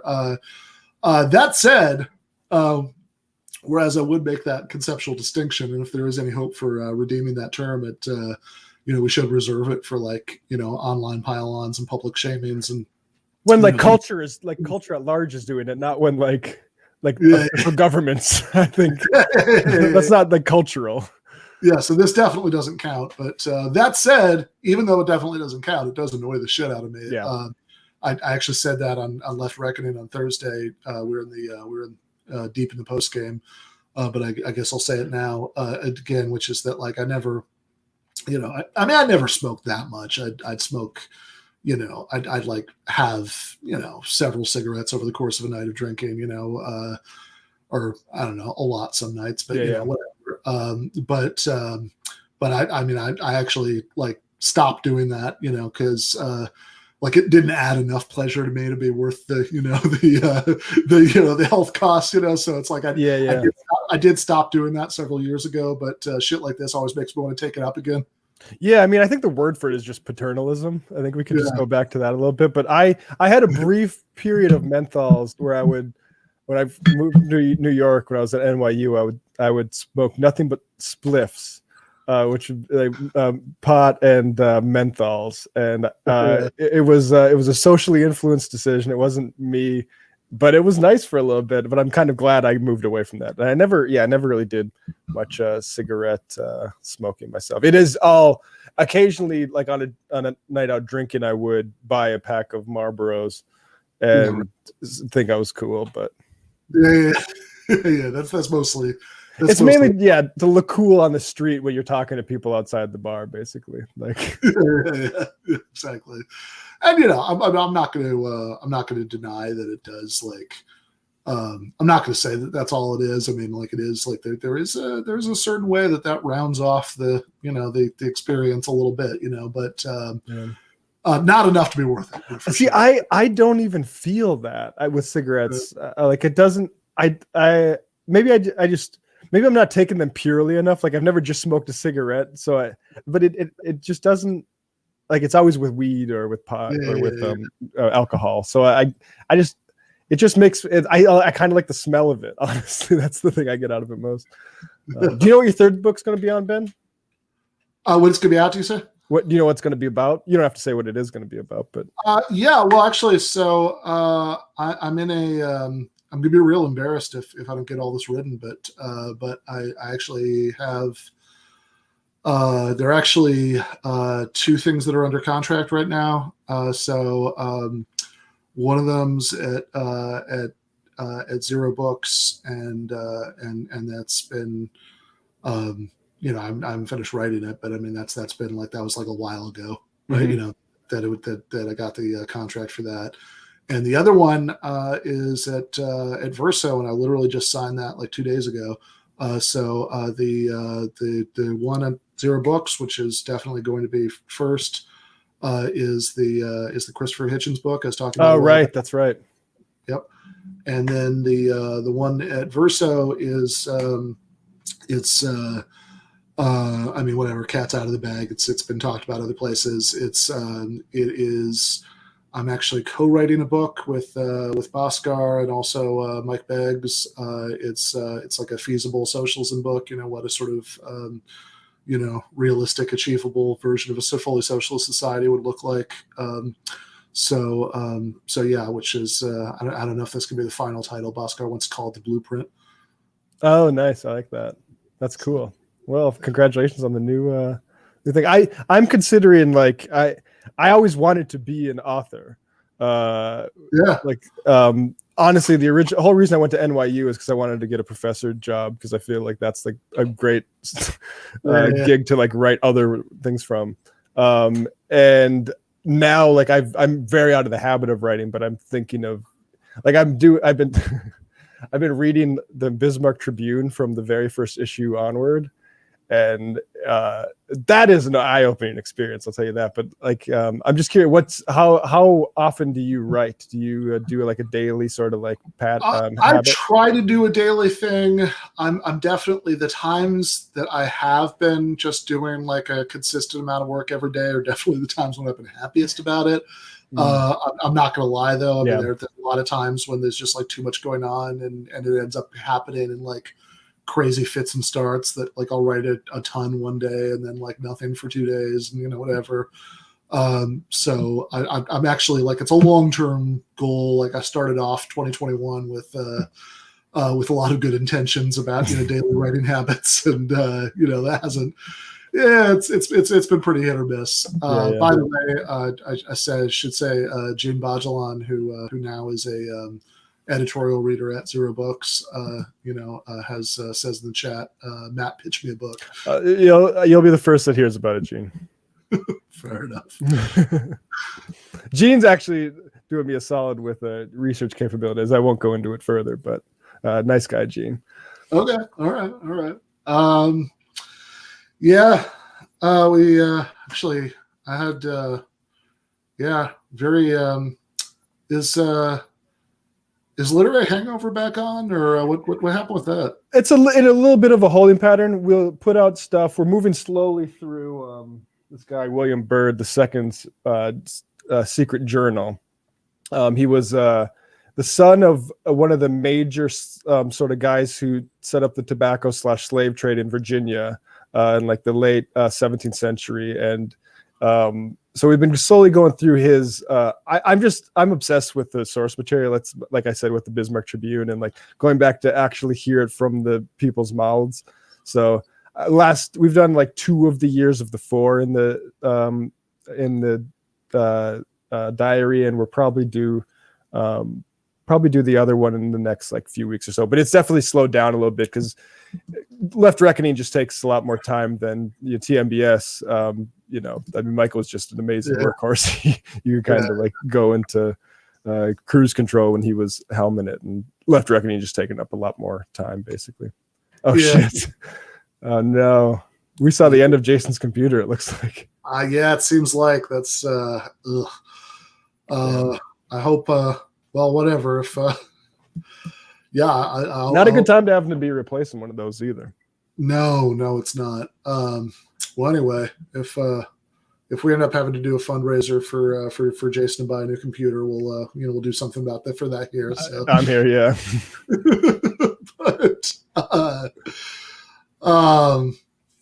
But yeah, fair enough. Yeah, okay. Well, anyway, when which is actually some like someday I actually do want to have some conversations with you about about fiction. Like I'm actually like I never get to talk about it doing what I do, but like I'm actually like a pretty big lit nerd in a lot of ways. So yeah. So anyway, we'll have who are your favorite a few of your favorite authors? Yeah, okay. Yeah. No, I like it, the Mark Maron, who are you guys? Yeah, exactly. Yeah. So I mean, I guess like I'm a huge like Philip Roth fan. I read like 20 of those books. I did as far as like older things, like a few years ago when I was still in New Jersey, I went through which actually is funny, because like talking about Philip Roth, like there's a line in Roth's novel, The Counter Life, that I thought about every single damn time I was on the New Jersey Turnpike, where his like fictional stand-in in that book is asked about literary immortality, and he says the closest thing you get to literary immortality in New Jersey is if you're a writer in New Jersey, is that maybe if you die, they name a turnpike exit after you. So forever afterwards, little boys bothering, their parents will say, daddy, pull over into the Zuckerman. I have to pee. But yeah. So, and I guess as far as like writers like that, like I read like the Updike, like Rabbit books a couple of years ago. I really like those. As far as like older stuff, like, when I was still in New Jersey, I actually went through and read all of the, F. Scott Fitzgerald books in order, which I really enjoyed, which is actually, I believe, like way the hell back when like I'd like go on TMBS in studio and like I'd like. Oh yeah. I remember talking to you about F. Scott Fitzgerald back then, actually. Yeah. Yep. With a Portnoy's or with a Philip Roth, I've only read Portnoy's Complaint.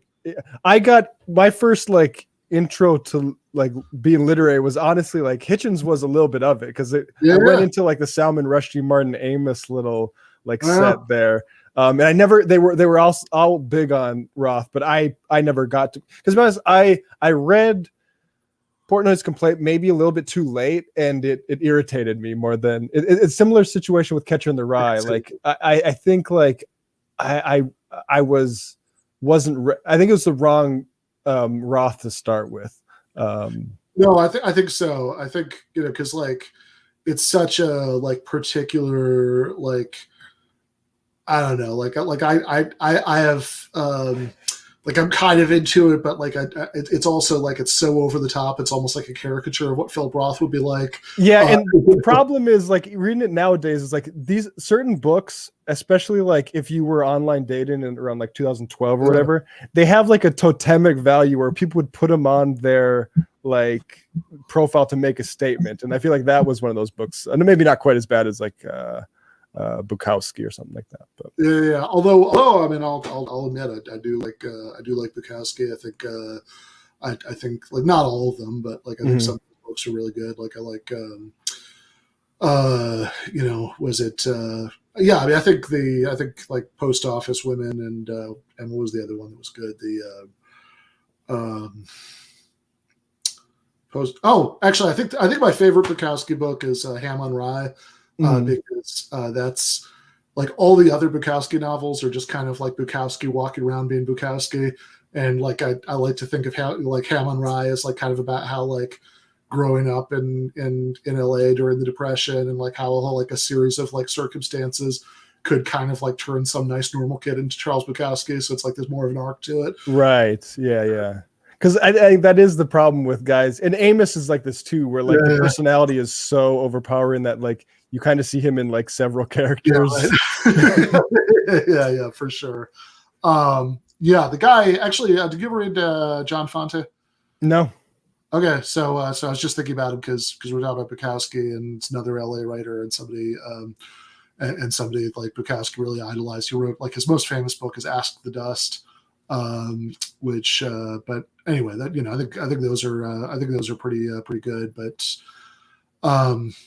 never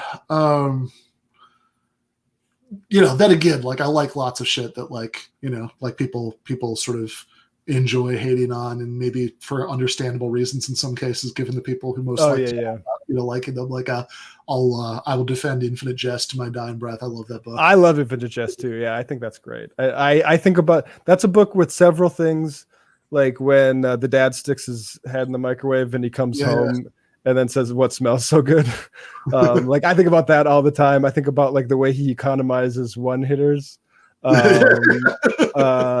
that like, and to be honest, I don't even know enough about Foster Wallace's politics to like know why people are kind of he's like fairly somewhat reactionary or something in certain cases. I don't think David Foster Wallace, like I think he was pretty much just a lib. I think like the reason probably more people have a problem with him is some combination of like stuff that's come out since he died about his personal life, and then also like and then also just the idea that like there's something like, I don't know, like writing like a 1,000-page book with like 100 pages of endnotes. That's something that like I think people just kind of read it as potential. That's like people being mad that they're not going to put the time towards it, which like I get, but you should understand like I feel like people have an unconscious emotional reaction to like, okay, I've decided I'm not going to put my time towards that. I need to hate that, or I need to like not like that. And I don't know, Infinite Jest, listen to an audiobook. I don't know, like it's still get it enough, and they have the footnotes on that too. But like I've listened to like his essays, are fairly interesting. I thought even the McCain thing, I don't remember it closely enough to critique it anyway, but I remember thinking it was interesting writing when I was first coming across it like years ago. Yeah. No, that's fair enough. I've actually only read Infinite Jest and I think literally two essays, but I remember, This Is the Water and which I guess is whatever speech, but and then Consider the Lobster. Like I think that's it as far as non-Infinite Jest, David Foster Wallace. But I did like but yeah, I thought Infinite Jest is fantastic. Like it's long, but that doesn't mean that like. It's long, but that doesn't mean that it's boring. Like it's actually super readable. Yeah. So that'll be my big pitch. Like read my book. You'll read that in like 4 hours, and then spend the next year reading Infinite Jest. Yeah, exactly. Yeah. Ben's book is about as long as like 20 footnotes in Infinite Jest. Yeah, exactly. But yeah, actually, as far as the other people you're mentioning.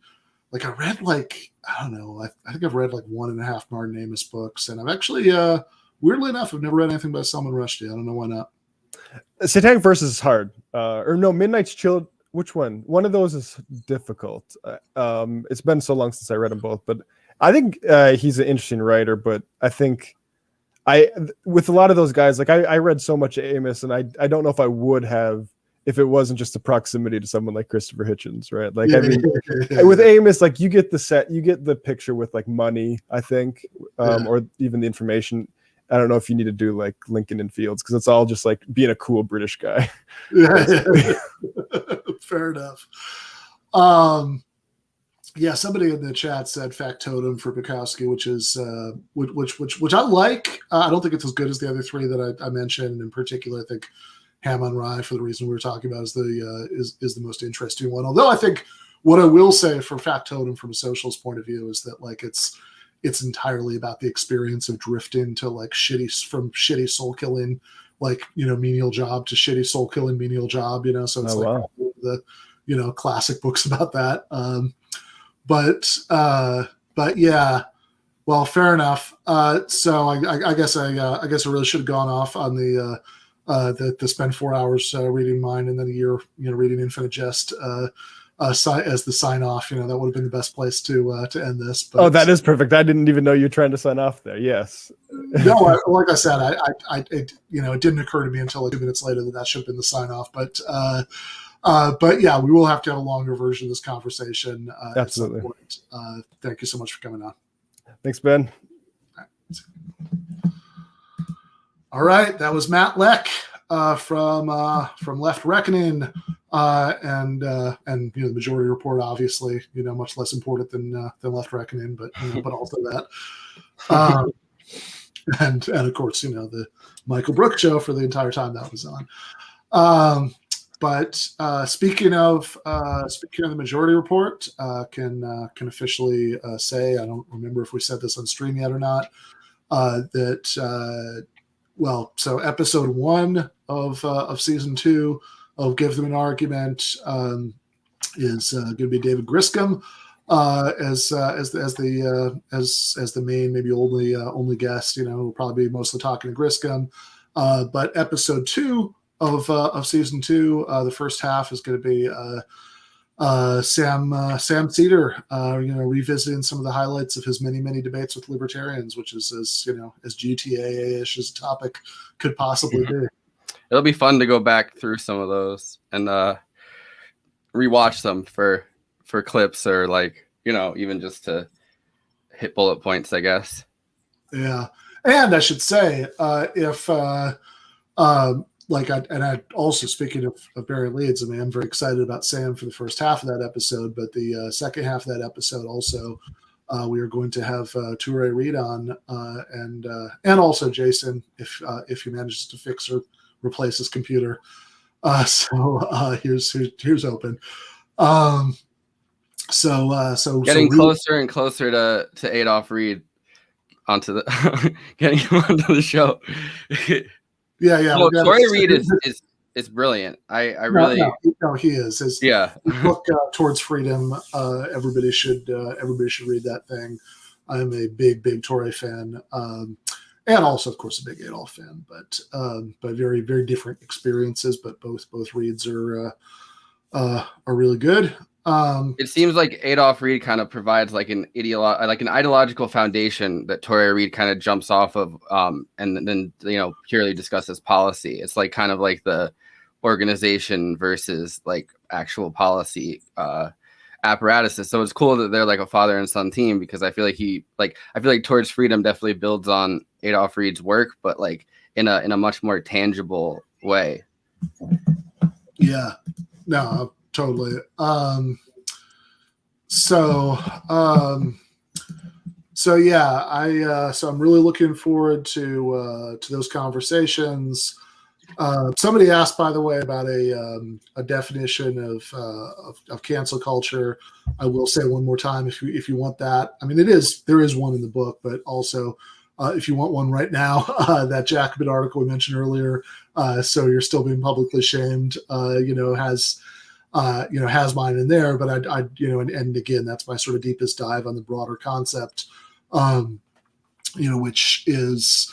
which I would say is a cluster of cultural and technological trends towards mutual surveillance and hair trigger mass denunciation, especially when it manifests in trying to get people fired or deplatformed, which again, I don't think is something that comes out of the left. That's what I really argue in the Jacobin piece. I think it's just a general disease of our late capitalist hellscape for all the reasons we were talking about earlier in the stream. I won't revisit that now, but of course, what I'm primarily concerned with in the book is not the general phenomenon of cancel culture.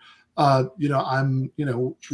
not that's not interesting, or I haven't written about that. But what I'm really interested in the book is canceling on the left, and the way it intersects with the particular problems of the left. This stuff that Mark Fisher was talking about in Exiting the Vampire Castle, and how that sort of is emblematic of a whole cluster of left pathologies, the way that we kind of get in our own way and undermine ourselves and make us less appealing to the people who we want to the people who we want to reach out to, and we make it harder to actually achieve anything in the material world by getting sidetracked into a culture of counterproductive moralism. So that's really what the book's about, and I do want to, at long last, we never really had a long enough gap between people earlier in the stream, but before we finish the stream, I really want to go through to read a part. I'll read a part of one chapter of it to give people the flavor of the book. So I think. So it's going to be from if you're going to do a book launch, which in person or otherwise, you got to do a reading as part of the book launch. So there it is. So this is going to be from chapter 2, Scenes from a DSA Convention. Going to read just a few pages of this, and then maybe take some more questions. If anybody has any last super chats asking us cancellation worthy questions, to throw out, before we finish. But otherwise, this will be kind of the last chunk of the stream. So, the Democratic Socialists of America held their national convention in Atlanta in August 2019. The day after the convention ended, Tucker Carlson played carefully selected clips from the proceedings on Fox News in order to portray the organization in the worst possible light. In 2015, DSA had a few hundred members. The most recent figure I've seen in 2020 was 70,000. During this period of explosive growth, DSA has played an outsized role in promoting the 2 presidential campaigns of Bernie Sanders and putting Medicare for all at the center of the national political conversation. Its chapters have organized brake light clinics in which DSA members volunteer to swap the burnt-out brake lights of passing drivers in order to minimize their interactions with the police. It's become fashionable in some quarters of the left to mock this activity, but I love it. Such clinics amount to a useful form of street theater that builds goodwill in local communities, makes an understated but deadly serious point about the imbalance of power between ordinary working class people and increasingly militarized police forces, and may actually save a life or two in the process. The left could use more of that kind of creativity, not less. DSA members have also walked picket lines with striking workers, organized tenants to fight the power of landlords, helped undocumented workers resist deportation, and generally been present and accounted for everywhere that people are fighting for various kinds of social change that make the society around us at least slightly fairer and more equal. At the same time, instead of being content with such reforms, they've helped to revive long dormant big ideas about how we could change our whole economic system to get at the root of many of these problems. So yeah, the DSA, I'm a fan, but nothing I saw in Tucker's clips surprised me. The first thing his viewers got to see was the speaker laying out a list of rules ranging from, quote, no strong sense in the chill out room, unquote, to a requirement that delegates, very few of whom, needless to say, were either deaf or fluent in American Sign Language, use ASL applause, i.e. wiggling their fingers, instead of actual applause in order to accommodate anyone in the room who may have some extremely rare conditions, making them essentially especially sensitive to loud noises. The next clip features a delegate from California who starts out with, hey guys, and launches into an angry lecture, haranguing the 1,500 or so delegates about the problems posed to the noise sensitive by, quote, whispering and crosstalk, unquote. Not to be outdone, an even angrier voice rings out from the crowd, scolding the comrade from California for using gendered language. Guys, Tucker has more clips ready and more snickering to do. That he's cherry-picked a few minutes spread throughout a long weekend goes without saying. Tucker Carlson is a toxic propagandist whose specialty is promoting the agenda of the anti-immigrant right by portraying the left as indifferent to the concerns of the American working class. He could have shown his viewers a few minutes of the fiery speech delivered to the convention by Cecily Miart Cruz, the vice president of the United Teachers Los Angeles, who just helped lead 30,000 teachers out on strike for better pay and smaller class sizes, with overwhelming support from the larger community. Or he could have thrown in a clip or two of delegates voting on a set of priorities for the next 2 years that included not only mobilizing for Bernie Sanders and continuing the campaign for Medicare for all, but starting major new pushes on housing and childcare and for a Green New Deal that could create millions of well-paid public sector jobs and help save the planet in the process. If Tucker had shown any of that, it would have ruined his narrative, so he didn't. But that's to be expected. You might as well get angry at a spider for building a web. What I find incomprehensible is the behavior of the people in the clips he did want to show. He didn't get this footage by sending spies into the convention with hidden cameras. The DSA itself was streaming it. Everyone knew this, and everyone seemed to think we're building the kind of movement where no one is allowed to make a loud noise was a good face to present to the world. To anticipate a tedious but inevitable straw man, no one thinks accommodating the disabled is a bad thing. That's not the issue. You can engage in a reasonable level of accommodation informed by advice from qualified medical professionals without turning the dial up to 11 and acting as if there are no competing goals to weigh against the benefits of maximalist accommodation. The problem isn't even just that it was painfully obvious that none of the people we saw in the clips or any of the off-screen organizers who went along with bizarre rules like no clapping, so much as paused to consider how all of this would look to any viewers who weren't immersed in the subculture of the left. That's certainly part of the problem, but there's a deeper issue. What Tucker's clip so perfectly captured was an unmistakable tone of scolding and one-upsmanship. It was a race to see who could go the furthest in the direction of finding ways to prove their own moral virtue by finding ways to object to the utterly unremarkable behavior of their assembled comrades. This reeks of an IRL, in real life, version of the pathology of left Twitter, so memorably critiqued from the left in left-wing British cultural critic Mark Fisher's classic 2013 essay, Exiting the Vampire Castle.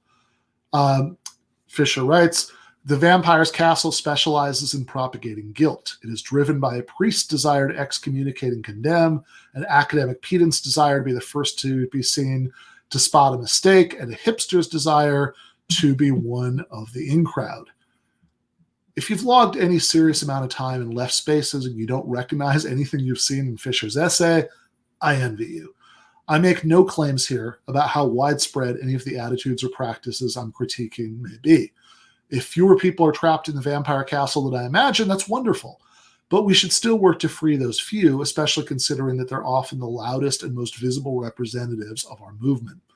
If we want to get to the point where we could hope to win over a massive majority of the population to socialism, fighting the vampire castle is a strategic imperative.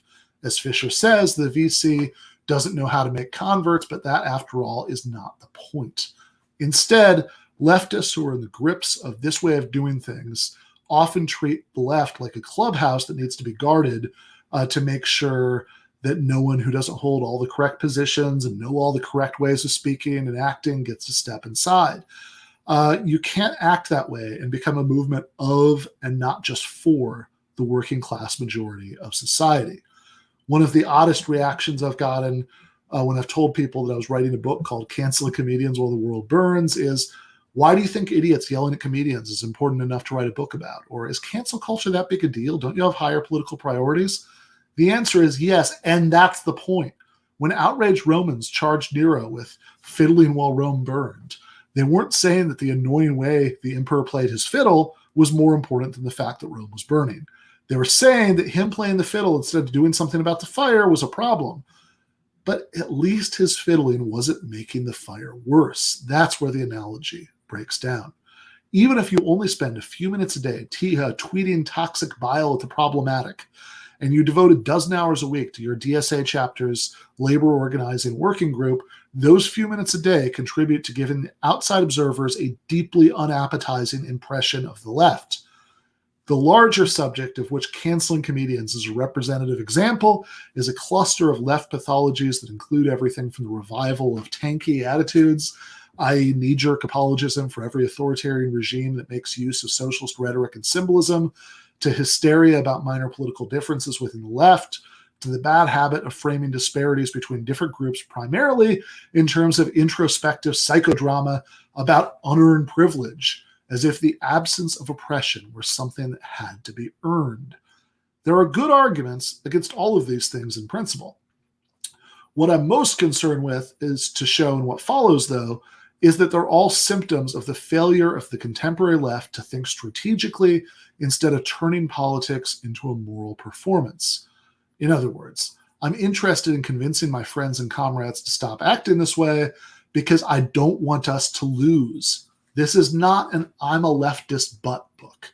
While I don't necessarily think the most fire-breathingly radical slogans that any element of the left puts forward on any given issue are always especially helpful, you're not going to find any particularly heterodox policy positions here. My attitude is well represented by one of my favorite quotes from Christopher Hitchens. It comes from Blunt Instruments, an essay that Hitch wrote in the mid-1980s, i.e. about 2.5 decades before his own post-9/11 turn to the dark side. Hitchens writes, I have never been able, except in my lazier moments, to employ the word predictable as a term of abuse, nor has the expression knee-jerk ever struck me as a witty way of denigrating a set of strongly held convictions. Speaking purely for myself, I would be alarmed if my knee failed to respond to certain stimuli. It would warn me of a loss of nerve. I have written in the past year about the MX missile, constructive engagement, the confirmation of Edwin Meese, and other grand Guignol episodes. Naturally, I hope that my arguments were original, but I would be depressed to think that anyone who knew me or my stuff could not have easily predicted the line I would take. In the charmed circle of neoliberal and neoconservative journalism, however, unpredictability is the special emblem and certificate of self-congratulation. To be able to bray that as a liberal, I say bomb the shit out of them, is to have achieved that eye-catching, versatile marketability that is so beloved by editors and talk show hosts. As a lifelong socialist, I say, don't let's bomb the shit out of them. See what I mean? It lacks the sex appeal somehow. Predictable as hell. All right, end of Hitchens' quote. I'm fully committed to the full range of predictable as hell leftist goals, from guaranteeing free abortion on demand as part of a comprehensive system of single-payer national health insurance, to stopping America's endless wars in the Middle East, to working towards the replacement of the existing economic order with some sort of democratic socialist alternative that treats workers not as tools for moving packages around Jeff Bezos' warehouses, but as human beings with a right to a far greater level of control over their lives, both on and off the job. I'm writing this book because I care about the same goals as the people I'm critiquing, and I believe that their way of doing things is often deeply counterproductive. All right, I think I'm going to leave it off there for this little reading. That's about halfway through the chapter. In what goes on, I talk about charges of class reductionism and like how like the left has historically thought about other forms of oppression, and kind of set up a lot of what's going on in the rest of the book. I should also say, if you're thinking, oh man, but there are comedians in the title, there's nothing about comedians in that. The comedian stuff is all in the first chapter, but if you want that, I'm afraid you're gonna have to read the book. So I guess if there are any last questions that people want to shoot at us, about our favorite racists or anything like that, then this is the time. Otherwise, we'll probably wrap up in a couple minutes. Forrest, you got anything else?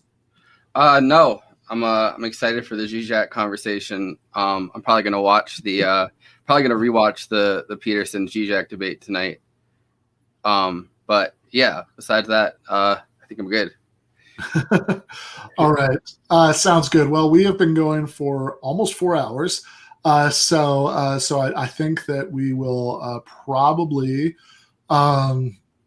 We'll probably cut it off there. So again, just to recap a couple things that it would definitely be a miss if they got lost and everything else that's gone on in the stream. Season 2 is officially kicked off as of now. We're back to the Sunday night debate breakdowns tomorrow night. We're doing Zizek Peterson, including playing at the beginning of the stream an interview with Zizek we're going to do tomorrow afternoon. Thank you so much, Charles, for the super sticker. Really appreciate it, brother. So the interview with Zizek tomorrow afternoon is live for patrons, and then we'll play it at the beginning of the stream for everybody tomorrow night when me and Matt McManus and Russ Briglia break down the first half of the Zizek Peterson debate. It's a long debate. It's going to be 2 Sundays. On Monday, we're back with our first regular episode where David Griscom is going to be on talking about Jean-Paul Sartre.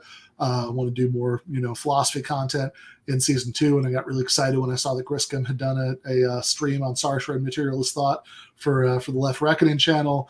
But also, of course, if he, depending on how long he sticks around, he will talk with us about, or we will talk about certainly a lot of more topical things, like Joe Biden's State of the Union address. And watching through that was rough. Yeah, I can imagine. I respect Griscom for saying like, oh, I had no interest in watching that when you guys did your stream on Left Reckoning the other day. Yeah, fair enough. So I should also mention that we've mentioned this before, but starting on Monday, GTAA is going to have post games a la TMBS or Left Reckoning. So we're going to go for an hour and a half the main show, and which is part of the one of several purposes being served by this, because we're going way too long for the podcast version. And we're going to go for an hour and a half, at which point we turn into pumpkins. The stream ends, then we turn back into people and do the post game stream, live stream for patrons. So on the post game, which David might or might not be able to stick around for, we're going to we'll definitely get into the Biden stuff and other topical things then. Thank you so much for the super chat, super sticker, Ryan. I really appreciate it. I've been thinking more. We're actually going to all have a meeting, me and Forrest and our YouTube manager Kelly on Monday, and talk some of this stuff out. Majority reports, Kelly. You gotta. Yeah. Majority reports. GTAA is not the only thing she's got going on. In any case, we're going to do that on. I still laugh, by the way, about when they did the LA show. Michael and Waz was on it, and he was drunk, and he said "R.I.P. Kelly," and then Michael had to be like, "She's not dead. She's just not on Majority Report anymore as a producer." That was the live show that Waz was like really trash. I remember that. Yeah, just like incredibly drunk, but he's like one of the only people who could get away with that with Michael. So, yeah, no, for sure. So well, Hadron, if you ask that in a super chat, we'll talk about it. But in any case, so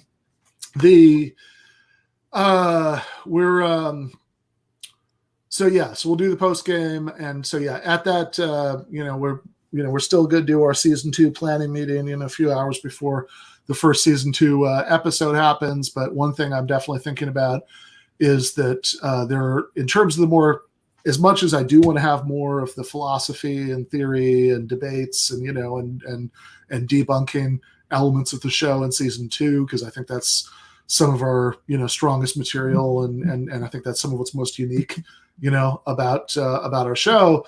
There are also certain kinds of topical things I want to do more of. I think the foreign policy stuff, we did some good stuff in season 1, but I want to do more, and I want to do like different kinds of foreign policy stuff. Like there's been, basically no content about Palestine, for example, and I want to do that. I want to, I was all fired up talking about Cuba and the Left Reckoning post game. I want to do more Cuba stuff because That's something that is kind of a hobby horse of mine right now. That nobody's really talking about this, but it's fucking obscene that the Biden administration not only hasn't continued the opening towards Cuba that started under Obama, but they haven't even reversed the Trump administration's last-minute, transparently ridiculous placement of Cuba on the State Department list of state sponsors of terrorism. Yeah, that's ridiculous. Nando did a good deep dive on it during weekends a couple weeks ago. As someone that's has covered it, which makes me happy that I help them clip stuff, because he really he really puts the Latin America policy into like really great perspective, I think, on a lot of the streams he does. Yeah, for sure. Actually, I'm glad you brought up weekends too, because I totally, after we started with Ana, and I kept meaning to bring this up, but I never did. So today on weekends, today's episode, Ana Kasparian had a really good, I don't even remember what they call them, the opening monologue on weekends. It's the decode. Yeah, the decodes. Ana had a really good decode on woke culture. She was talking about like that James Carville comment on it, and she had I love the segment from like the first couple sentences, because she said that like Carville did as much as anybody to sort of ensure the victory of neoliberalism in the Democratic Party, and now he's complaining about what neoliberalism looks like. Yeah. I have to watch it to clip it as soon as I'm off this stream. Yeah. So anyway, I was actually thinking at one point we might play it on the stream, but we've gone for 4 hours. Watch it on the Jacobin channel. Ana's decode on woke culture, very good stuff. So and of course, very, very happy. And it really actually does mean a lot to me, because I was watching like Ana, like talking to Cenk on the Young Turks back before like I'd ever heard Michael's name, back before I'd ever heard of Chapo, like that was like the first like media really that I ever, like on YouTube that I ever interacted with it with, and it means a lot to me that she blurbed the book, that she did that she did that little pre-recorded segment at the beginning of the stream today, that she's been on the show multiple times, and that she's been like a really good, like she she was a patron back before there was anything going on with the Patreon except putting essays on it. She's been like a really like she's been tremendously supportive. So anyway, all the shout outs to Ana, and also of course really appreciate everybody else who came on today. And I'm not going to start listing them off, because then I'm going to forget somebody and I'll feel bad about it. But we'll definitely have to have a specific shout out to Kale for his very generous offer to get people to cancel him. Set a certain tone for the stream. And with that, we are at 4 hours. That really is it. Thank you everybody for tuning in. Really appreciate all you guys. I love the audience that we've built up in over the course of the first season of the show. I genuinely believe that like this is like the smartest and most thoughtful audience in left media. So I'm really happy about that. I love you guys, and please buy the book. So obviously I'm happy if people buy it anywhere and read it, but. And I obviously love it when I see like, ooh, what are we, where are we at in the Amazon rankings? It's like the, it's number one in comparative politics or whatever, however they slice up the categories insanely thinly on there. But I'm most happy when people buy it from Red Emma's, or if there's, whatever, if you live somewhere other than Baltimore, and there's a worker in bookstore where you are, buy it from there. But I'm most happy when people do that, because I think it's really important to have those little islands of socialism within capitalism to point to as proof of concept that like that we don't need bosses, that workers can run their own shit, which is a paraphrase of what Karl Marx said about cooperatives in his inaugural address to the First International. He didn't use the phrase "run their own shit," but that was the gist of it. He said it should. There. Oh, I said that what I just said was a paraphrase of what Karl Marx said in his inaugural address to the First International. Marx didn't use the phrase "run their own shit," but that's more or less the gist of it. He says they run their own shit. Yeah. It almost sounds like a G.A. Cohen impression, but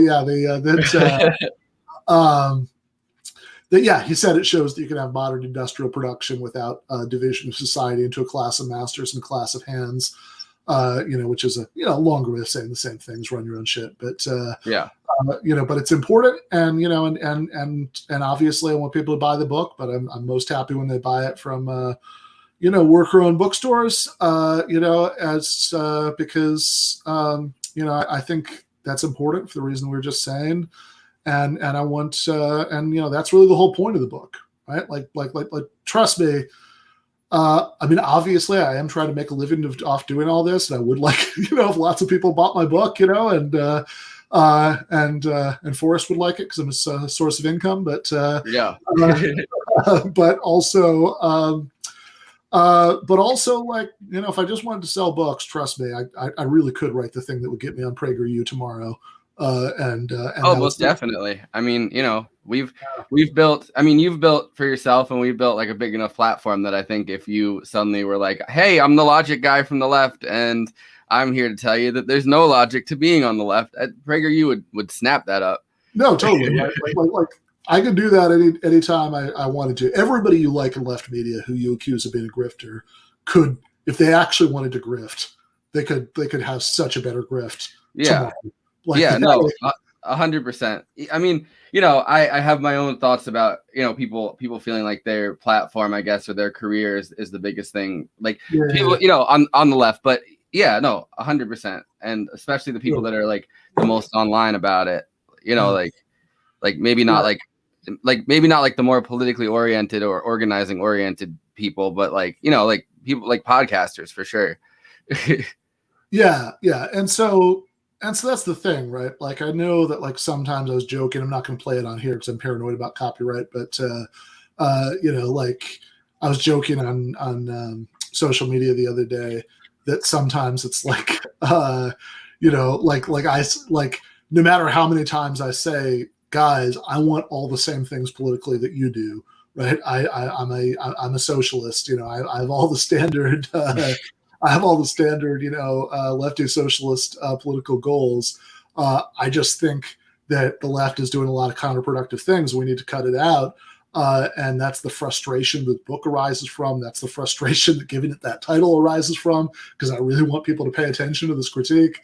But I do, no matter how many times I say that that's the point, there are some people who it's going to be like that scene in The Simpsons when they go to Australia when Marge is trying to order coffee and the guy keeps saying, beer, coffee, beer, right? It's like, no. Yeah. I'm trying to get the left to get its shit together so we can win. And no matter how many times I say that, I know some people are going to hear that as, oh, I basically agree with Tucker Carlson now. I'm going to be, I'm going to join, Dave Rubin. That's not it. But I know that if you're here and you're watching this and you're subscribed to this channel, you're watching this channel, I know that you know that, because otherwise you wouldn't have stuck around. And it's not the biggest audience in left media, but I like I said, I really do think it's the best one. So I remember the moment that I decided, like, Ben is a pretty cool guy. He's all right. Like meeting you in person was the night after the TMBS show. Oh, when we were walking back to Griscom's house, and you were like, I used to be a Trotskyist at one point, like in my younger, like said something about like joining a Trotskyist organization in like your college days, and I was yeah, Ben is all right. Yeah, that's right.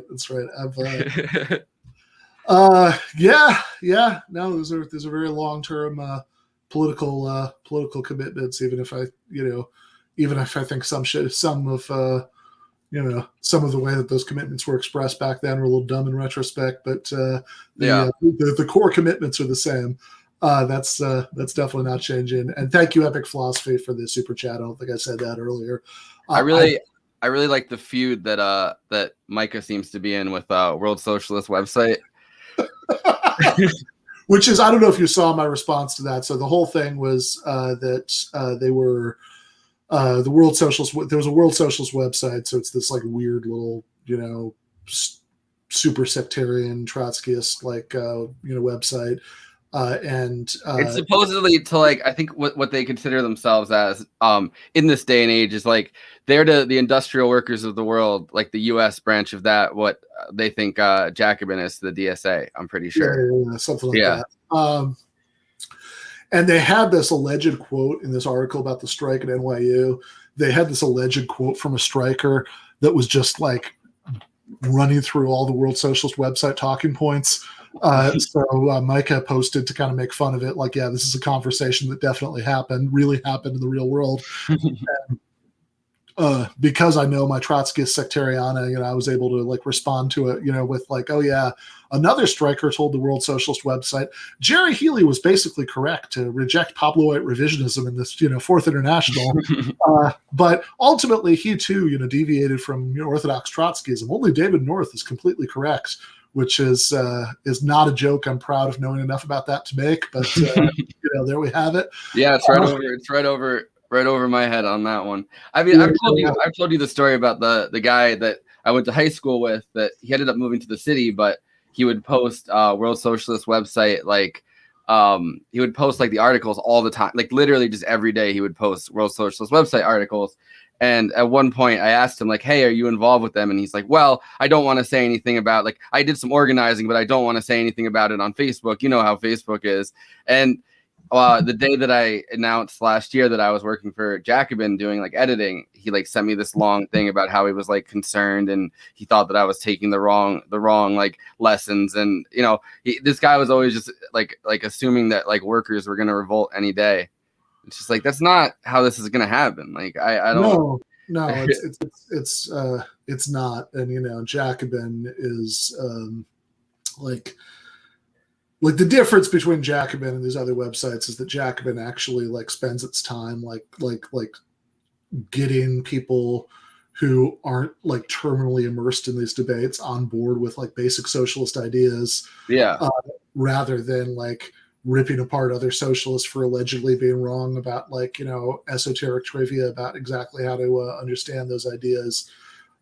So it is an obsession of World Socialist website though, to be obsessed with Jacobin and like specifically Boschkar. Like this kid would post the New York Times video that Boschkar did, which I think is amazing that, the New York Times, Boschkar built his profile up enough that the New York Times could no longer, ignore his ideas, because that if Jacobin was not as big as it is, like nobody would put Boschkar in the New York Times. You know what I mean? Like it's antithetical to their like liberal, like putting people to the left of them, unless the goal of it, I guess, is to like, unless it's someone that can't be ignored, like their profile is high enough. You know what I mean? Like the same way that they didn't cover Bernie's campaign until like, or they tried not to until, until the campaign took off enough that it was impossible to ignore.